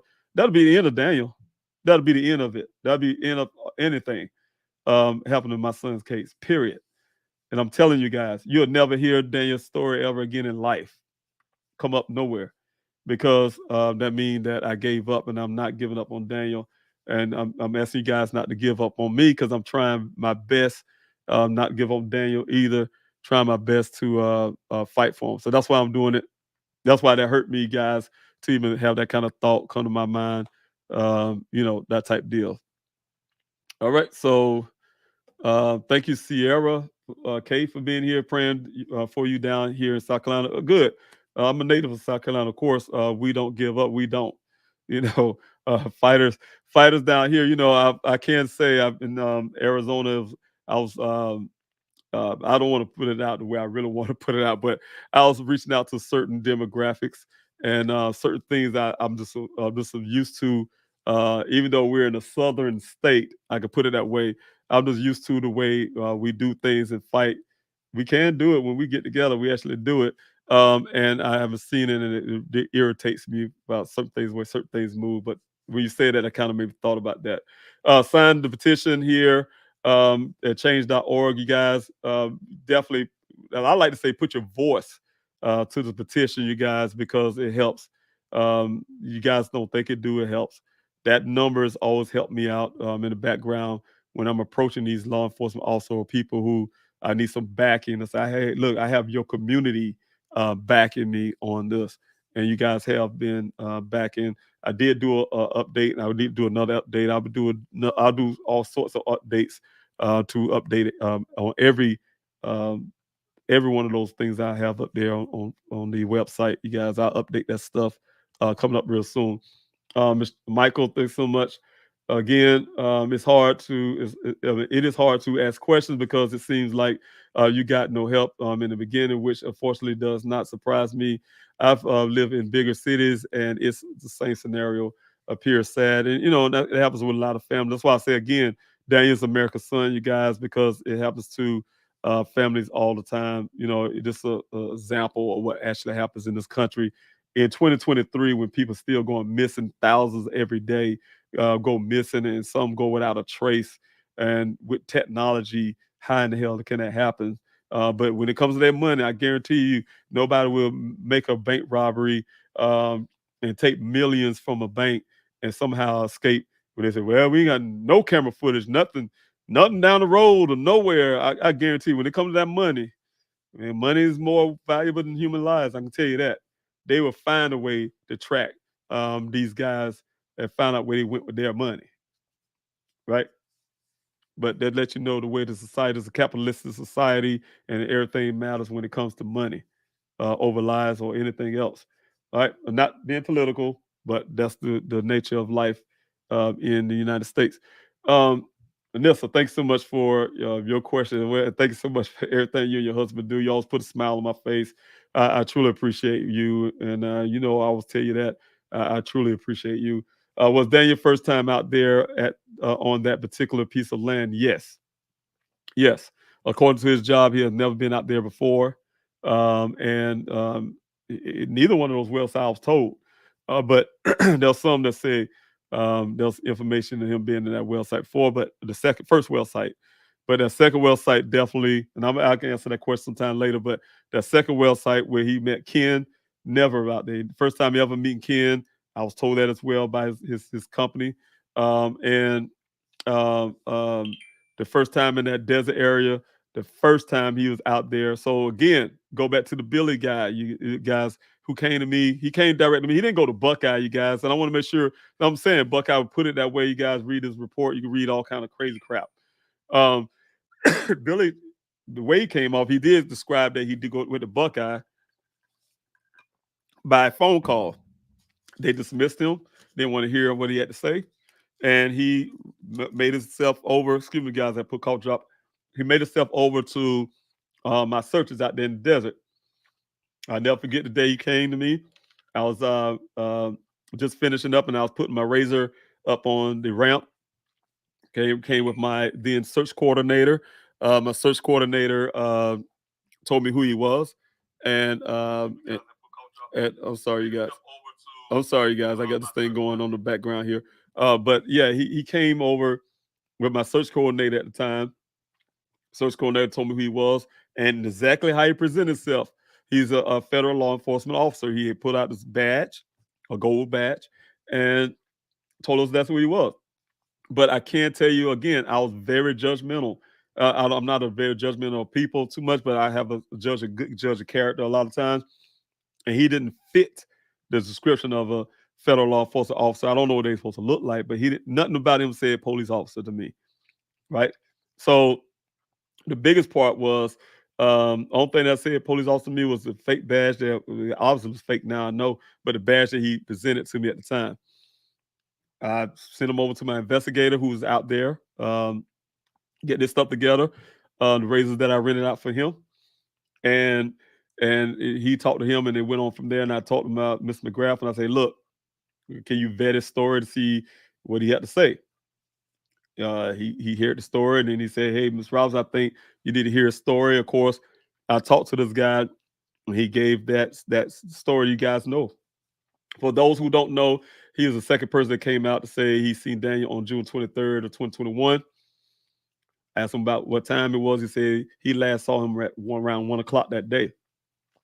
And so he told me he first saw Daniel through the scope of his rifle. He saw his vehicle traveling in the distance. And he said that he thought it was unique because of the way the vehicle looked. And he saw it through the scope of his rifle. I didn't like hearing that, but that's what he said. The second time he saw him on the riverbank of the Wagner Wash, that was around 1 o'clock. He had the details. He said he was out there target practicing with his children. And he approached Dan because he's seen the vehicle for the second time. He approached the vehicle, but the driver's door was open. And you can see somebody standing there as it appeared like he was cleaning the vehicle out or something, he said. And then he's called out to him, and Daniel came and stood at the door, and they spoke. They had a little conversation about, he said, hey, I'm out here basically, something similar to this. I'm just really not going to exact details, but he said that Daniel told Daniel was out there talking to his children, and is this a good area to do so? And he said that's when Daniel stood out from the vehicle, and he noticed that he was missing the right hand. Daniel told him no, say, hey, you can't shoot right here because this is where we work. I work here. I work in this area. You can't shoot here, but you need to go. He pointed him off to a direction. He said that's where they go target practice. And he said, your son told me where I'm supposed to be going at to go target practicing. Didn't think nothing wrong about that. I even asked some questions about did he smelling marijuana. He kind of laughed and chuckled, say, "Oh, I know about marijuana," not knowing about his record or anything. But that's what he said. He know about. I said, "So you smelling? No, I ain't smell no drugs, nothing, no marijuana, nothing." I said, he looked like clean cut. He was really nice, polite. Me and my kids, I felt really good at hearing that because at the time, the Buckeye Police Department was really pushing really hard this narrative that Daniel was somehow depressed. He said, no, he ain't seeing no depression there. Okay, good. That type deal. And so, make a long story, he said 1 o'clock. So all that stuff is stuff I had, of course, written down. My investigator told the same thing, same story, until, like I said, the report came out from the vehicle that showed the first accident happened around 1 o'clock that day. As soon as he heard that, he changed the story. Said, "Oh, I last saw him at 10 o'clock that morning." He moved it back to 10 o'clock. That was red flags for me. That something was not right. Later on in this Q&A, this channel here, you guys, had She Rose Nation. She's a content creator. She was in the chats like some of you are right now, and she asked a question that really shined a light on his lies. How can Daniel show this guy Billy anything out there where to shoot at when he never been out there himself? Period. When she said that, I was like, wow, that was a question that blew my mind, you guys, because she was right. Daniel could not give this man direction to where to go shooting. He never been at. First of all, he don't even own a gun. He wouldn't know anything about all that stuff anyway. So the thing is, you guys, that also made him a suspect, along with him changing the story, and so on and so on and so on. I went to Buckeye about it, asked him what they thought, and of course, they eventually, from that point, had invite him out to hear his story. Finally, I was on the phone with him all the way up to the police department. You guys, told him to call me when he got out. He didn't. He called me 3 days later. But the thing was, you guys, Buckeye Police Department told me they believe his story. Oh, we vetted his story, we believe it. So I said, well, what about this? And I ended up, by that time, I found out some things about this guy's background. But the thing about it, oh no, that don't mean nothing. There's nothing to mean nothing against, his story. Right? They believe him. They vetted. I told him, well, I don't. All the way until now, you guys, like 4 months ago now, I told you guys before this report came out, this new report they came out with now, Buckeye called me and asked me about that one specific guy. And I told him what I thought. I gave him everything, the reasons why he's a suspect to me.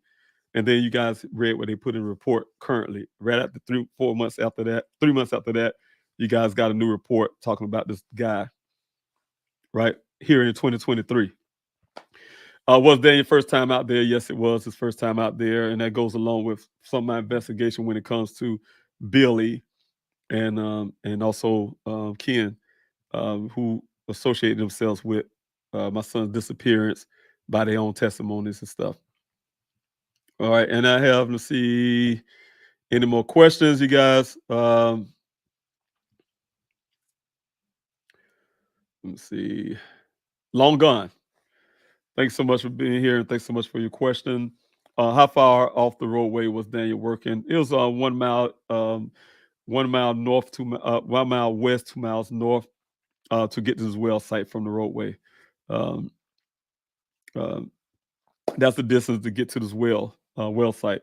The vehicle, a lot farther than that if you're taking it from the road or from the well site. It's about 3 or 4 miles away from, a little over 3 miles away from that well site to get to the crash site from the roadway, Sun Valley Parkway, and maybe a little further, but depending on which way you're coming in. So yes, it's a little distance, not super long, we're like 50 miles out. Like I still don't know who the guy was that was defending Ken that day. Came up there and asked me a whole thousands of questions before Ken was coming up to talk to me. Telling me it was like 50 miles out in the desert somewhere, that type deal. All right, let's see here.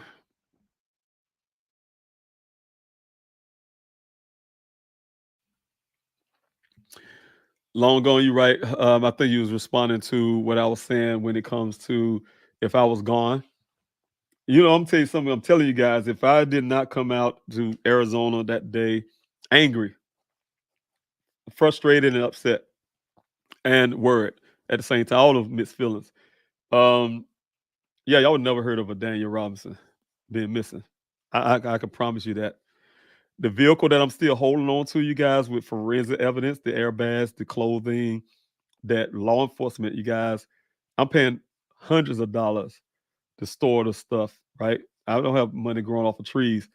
And I'm still waiting on law enforcement to take these things in their possession to do the forensics on it, and then so I can get rid of these things. So we have those swabs or whatever they use or whatever to do forensics. We have that stuff already there, and I don't have to keep holding on the stuff to wait, right? But I'm saying if I wasn't here, there wouldn't have been no swabbing of the steel wheel. I mean, think about it, you guys. Think about this. I'm telling you how you should know this. That vehicle showed up on July the 19th, right? July 20th, they waited over 24 hours to tell me. A man that was out there on a rescue mission with hundreds of volunteers, a lot of them from Buckeye, out there on that ground, scrubbing the ground all in 118 degrees, taking risks of ourselves to go search for Daniel, right? Do that like a person that's sleeping, first of all, out on social media trying to get Daniel's story out nationally. And they say they think I was sleeping, right? So that's why they want to tell me. Over 24 hours later, they tell me. Other part is when I get there to the police department, they ask me to come in, give me that little briefing and that crap, they theory about Daniel joining the monastery, become a monk. After they showed me that vehicle, devastated, I wouldn't touch it for no reason. I was stunned, and they were trying to get me to.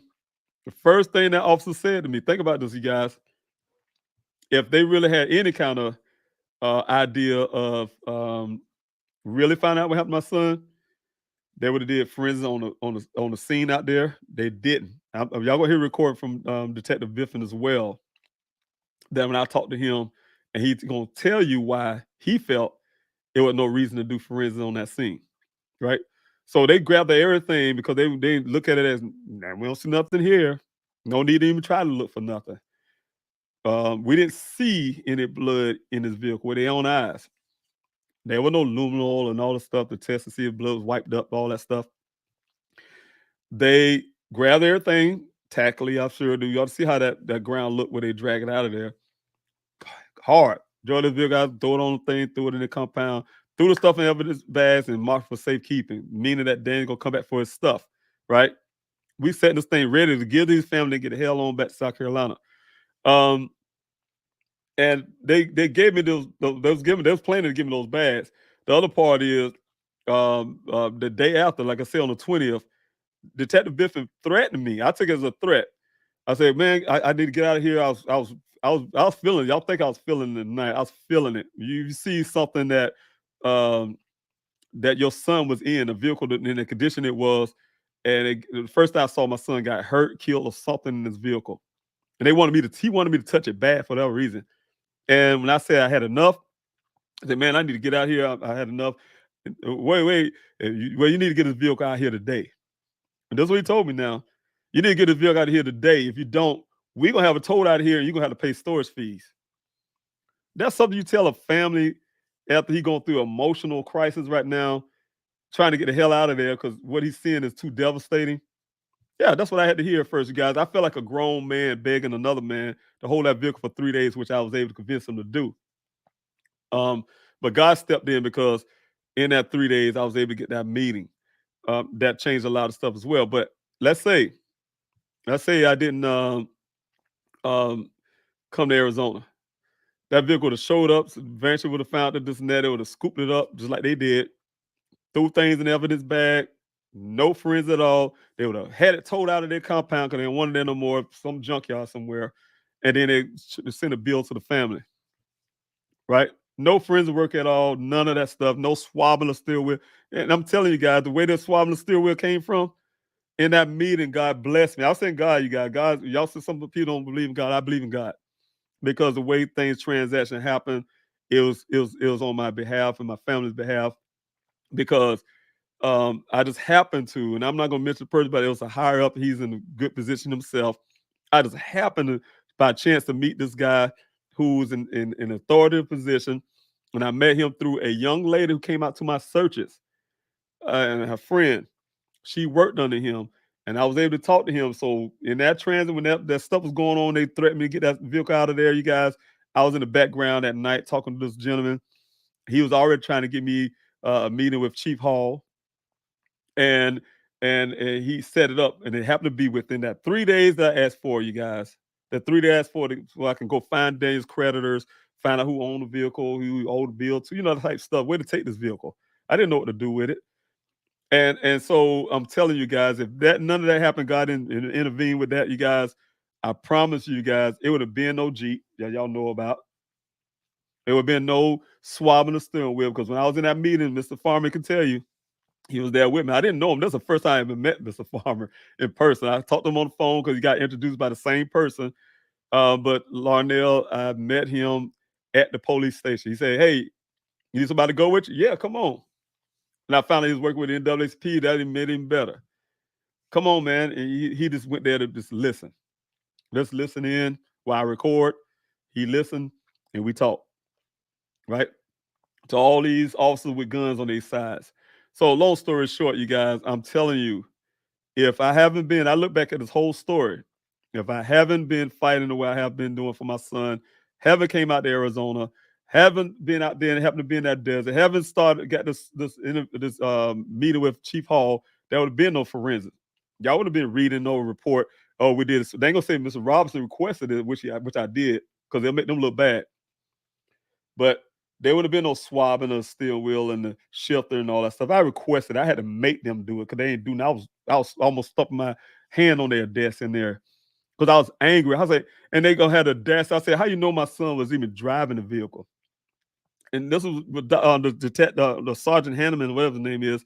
He looked at me and said, "Well, it's your son. His vehicle. It's obvious he was driving it." What kind of BS was that?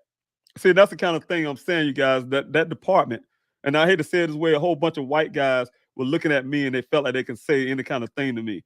"Your son joined a monastery, became a monk. It's his vehicle, he's always driving." This dumb stuff to me, like I'm unintelligent or something, you know? And so I had to try to sit there and take this from this department, you guys. And I'm telling you, people wonder how you can trust a department like that can do stuff like that. You can't. I don't trust none of them guys as far as I can see them. So the thing is, I'm saying, when you ask the question, yeah, they wouldn't be, when you made that comment long gone, they wouldn't even be mentioning Daniel. Local news wouldn't even know who Daniel is. None of that stuff would have happened, you guys. If I didn't come out there, start my own searches, you see, law enforcement ain't put a dime. I had to write a letter. I got so tired, I wrote a letter to Chief Hall to get him to try to come out to search. They can't empty hand with their hands in their pocket. Look like they ain't no gun or nothing. Just like some Mayberry cops coming out there or something, right? Getting in the way. They ain't doing nothing. Write letters to the city hall, to the mayor of Buckeye, to the city managers. No writing back, no condolences, no nothing. So that's the kind of stuff I had to deal with, that whole setup of Buckeye. So I'm saying, you guys, yes, I want my son case moved over where it could serve him justice, where it could serve a fresh eye looking at my son's case. Somebody who's going to fairly do everything they can to find, even willing to prosecute law enforcement if they have some involvement. And I can tell you some things. But the thing is, I'm saying, you guys, when I say involvement, I'm saying like cover-ups and stuff like that. So the thing is, you guys, that's what I'm fighting for Daniel. I'm really fighting for that, you guys. And the only way, like I said again, when I ask you guys to do the mail-in protest and send out as many letters as you can, it may sound crazy and it may be redundant. Even if you did it like already, send out about 10, send 10 more if you can. Just keep doing it much as you can. I ain't trying to break your pockets. I know sometimes the economy ain't all that great. People may be stretching their dimes and dollars, and I really appreciate whatever you can do. You can send one. Do that. Because long as these letters going in and these same things over and over again, I'm trying to update the letters, by the way, put a different date on, put an updated date on it. But as long as these things going in all the time, you guys to the department, they cannot forget about Daniel. Because I'm gonna fight you guys. I'm doing all kind of stuff in the background, letters to calls or who you name it. So just having your backing, it always helps because I'm a father who's not going to just lie down easy and give up on my son. My son, he's my youngest son. He could be my older son. It don't matter. He's a Robinson, and not saying we're better than anybody. Nobody better than us, and we're not better than them. But he's my son, and that's what I have to do personally. He's my first priority to anybody. I love to help other families as well, but my first priority is to my son, and then everybody else comes secondary to that. And I had to keep on fighting. I had to keep on fighting. Long gone. Thanks so much for your question. Real quick, you guys, I will be getting off in a little bit. We're going 2-hour mark. Question: do you have any know any background on this guy who is suspicious? Both of them, B and K. Yeah, I have a lot of background on one of them especially. But as in, yes, I have some background there, and some things. Yeah, I would not put out because I'm still, like I said, you guys, I'm investigating my own. I really appreciate this young man. He came. Uh, I laugh because it's something the team and I would know too. But he probably laughed because he came out to me. When I say wanting me to know information, he came out on Day of Remembrance. We had wired up, not wired up on drugs. No, he was wired up on Red Bull because he wanted to make sure he didn't go to sleep and want to make sure give me some information. I wanted to hear those information. To make a long story short, over time, those information has been going unheard in a sense. But he has some great information, you guys, that goes along with some things that I have as well. It's like I said, there's some small differences there that I have to jump over to see. And so I'm working on those things, and I really want to present those things to you guys as well. I even asked him, hey, after I vetted up real good, can he present it? He really he thinks that, basically like he can't do no justice to it, but nevertheless, he's a big contributor to things that may be exactly what happened. So I want to put those things together on what I have. Like I said, everything pretty much match up, except for certain little details that don't match up because of without putting that out. I want to say I have to look at it really deeply to get over those little small hurdles to make sure it's accurate. And that's all. That's all because what he put out is really good. Now looking at it. But anyway, yeah, the background of those people, yes. And yeah, it's a lot. It's a lot long gone. Also, let's see here. Have anybody else any questions? Let's see.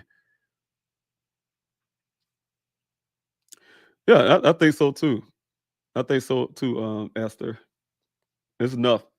There's a lot of things enough to open up a criminal investigation. You know what? Criminal investigation, what I'm asking Maricopa County to do, independent investigation, will open up a lot of it open up warrants. We get those cell phone pings easy from the companies. It opened up some things that we really need to find out exactly what happened to my son. Why? Buckeyes very reluctant, and I have my reasons, I believe, to make sure this case do not become a criminal case. Because like I said again, it involve some really intense stuff. As long as it's a missing person case, they really don't have to do anything. They can feel justified and always hang, like we go to court so they can hang in their head and say, well, we did everything. We went beyond the duty of what it takes for just a missing person case. That's what they'll say, right? Which that is BS too. But when it's a criminal case, you'll see how minor things that was done to find out what happened to my son. Because a criminal case will cause law enforcement to do more, use more money, more resources to find out exactly what happened, right? Go further. I would be housing no forensics and stuff like that right now.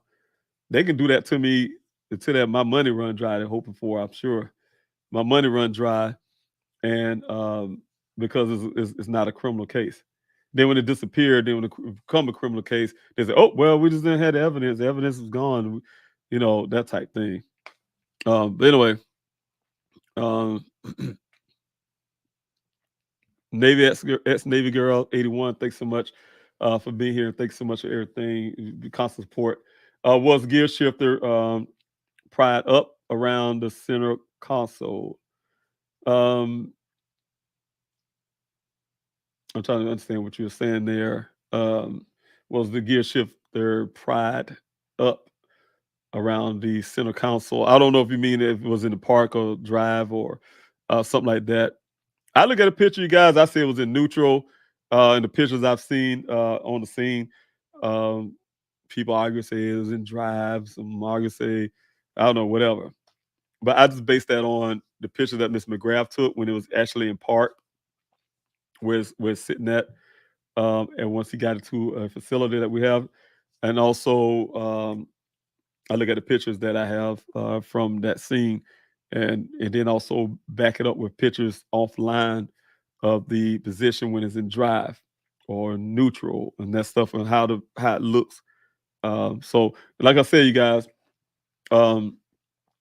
it's hard to tell because pictures can be deceiving. But the thing is, I'm saying, who knows? It could have been in neutral when that vehicle was found. Long gone. Question here: were both guys out shooting that day? No, just one guy. Billy claimed he was out there shooting target practice with his kids. That's the only thing I know.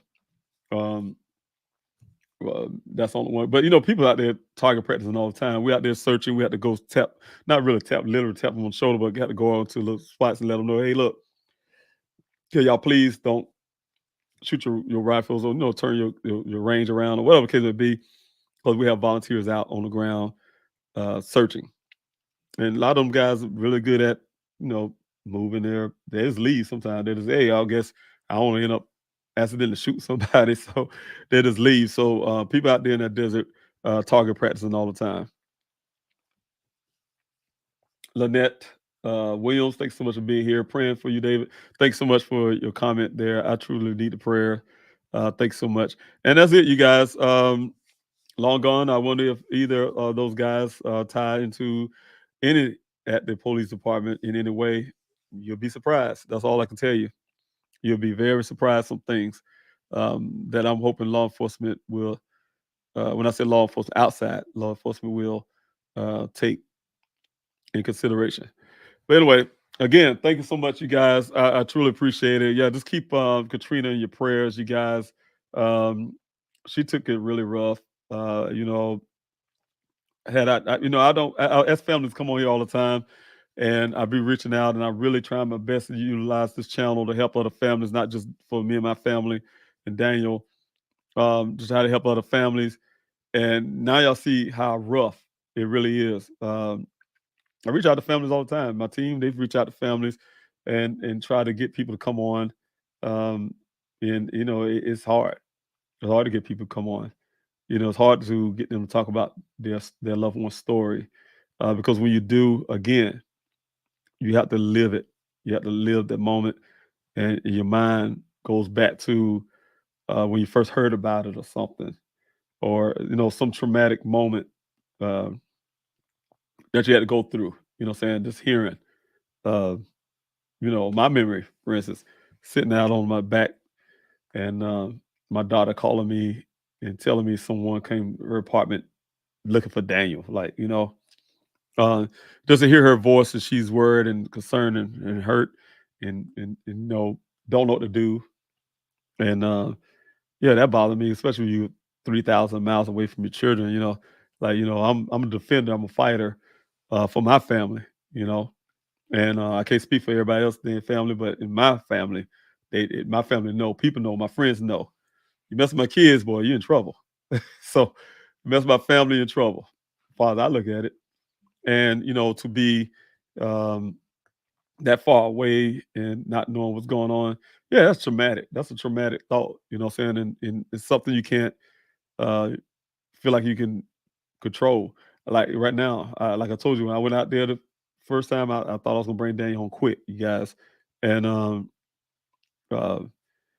here it is 2 years, and it's like you can't control it. You can't control nothing. You have no control over what's happening. I've been fighting for 2 years, but I feel like I did enough. That's one thing. I think it feels that more so. So of course, just hearing Katrina,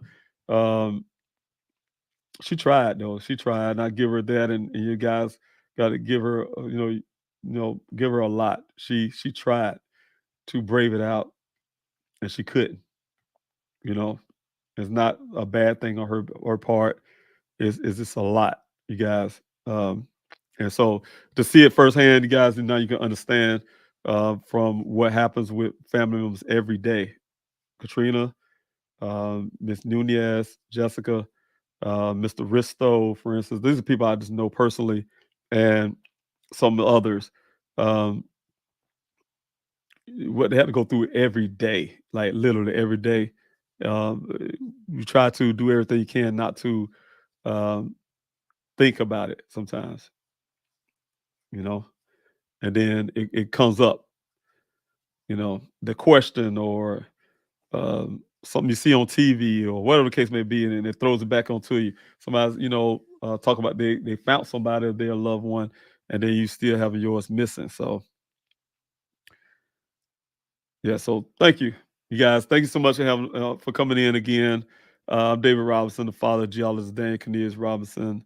Again, you guys have been the if I ever told a story about us, and I'll tell Daniel when we find him, and I tell him, if anybody thinks that y'all was a champion, I tell you, everybody who's been helping been the champions. You guys, it was impossible, with everything I take care of myself. For instance, I asked you guys to help me keep my boots on the ground in Arizona. You did that. Started my own searches out there, and he had to get equipment, had to get a private investigator, had to, you name it. You guys have helped me do that. Think about that. I need these flyers out there. Started a city distribution, flyer distribution, city search, and had to get thousands of flyers out all across this country. You guys have done it. Signed a petition, thousands. You look at the petition where they put your voice to the petition. You guys have been doing that. I need you guys to share Daniel's story. You guys have been doing that, as well as now doing this mail-in protest and, constantly sending these letters in to keep things going while I'm working in the background fighting. So I truly appreciate it, guys. You guys have been champions too as well. So I thank you so much for everything you do. I hope you have a wonderful night. God bless each and every last one of you. I'll talk to you on next time. Take care.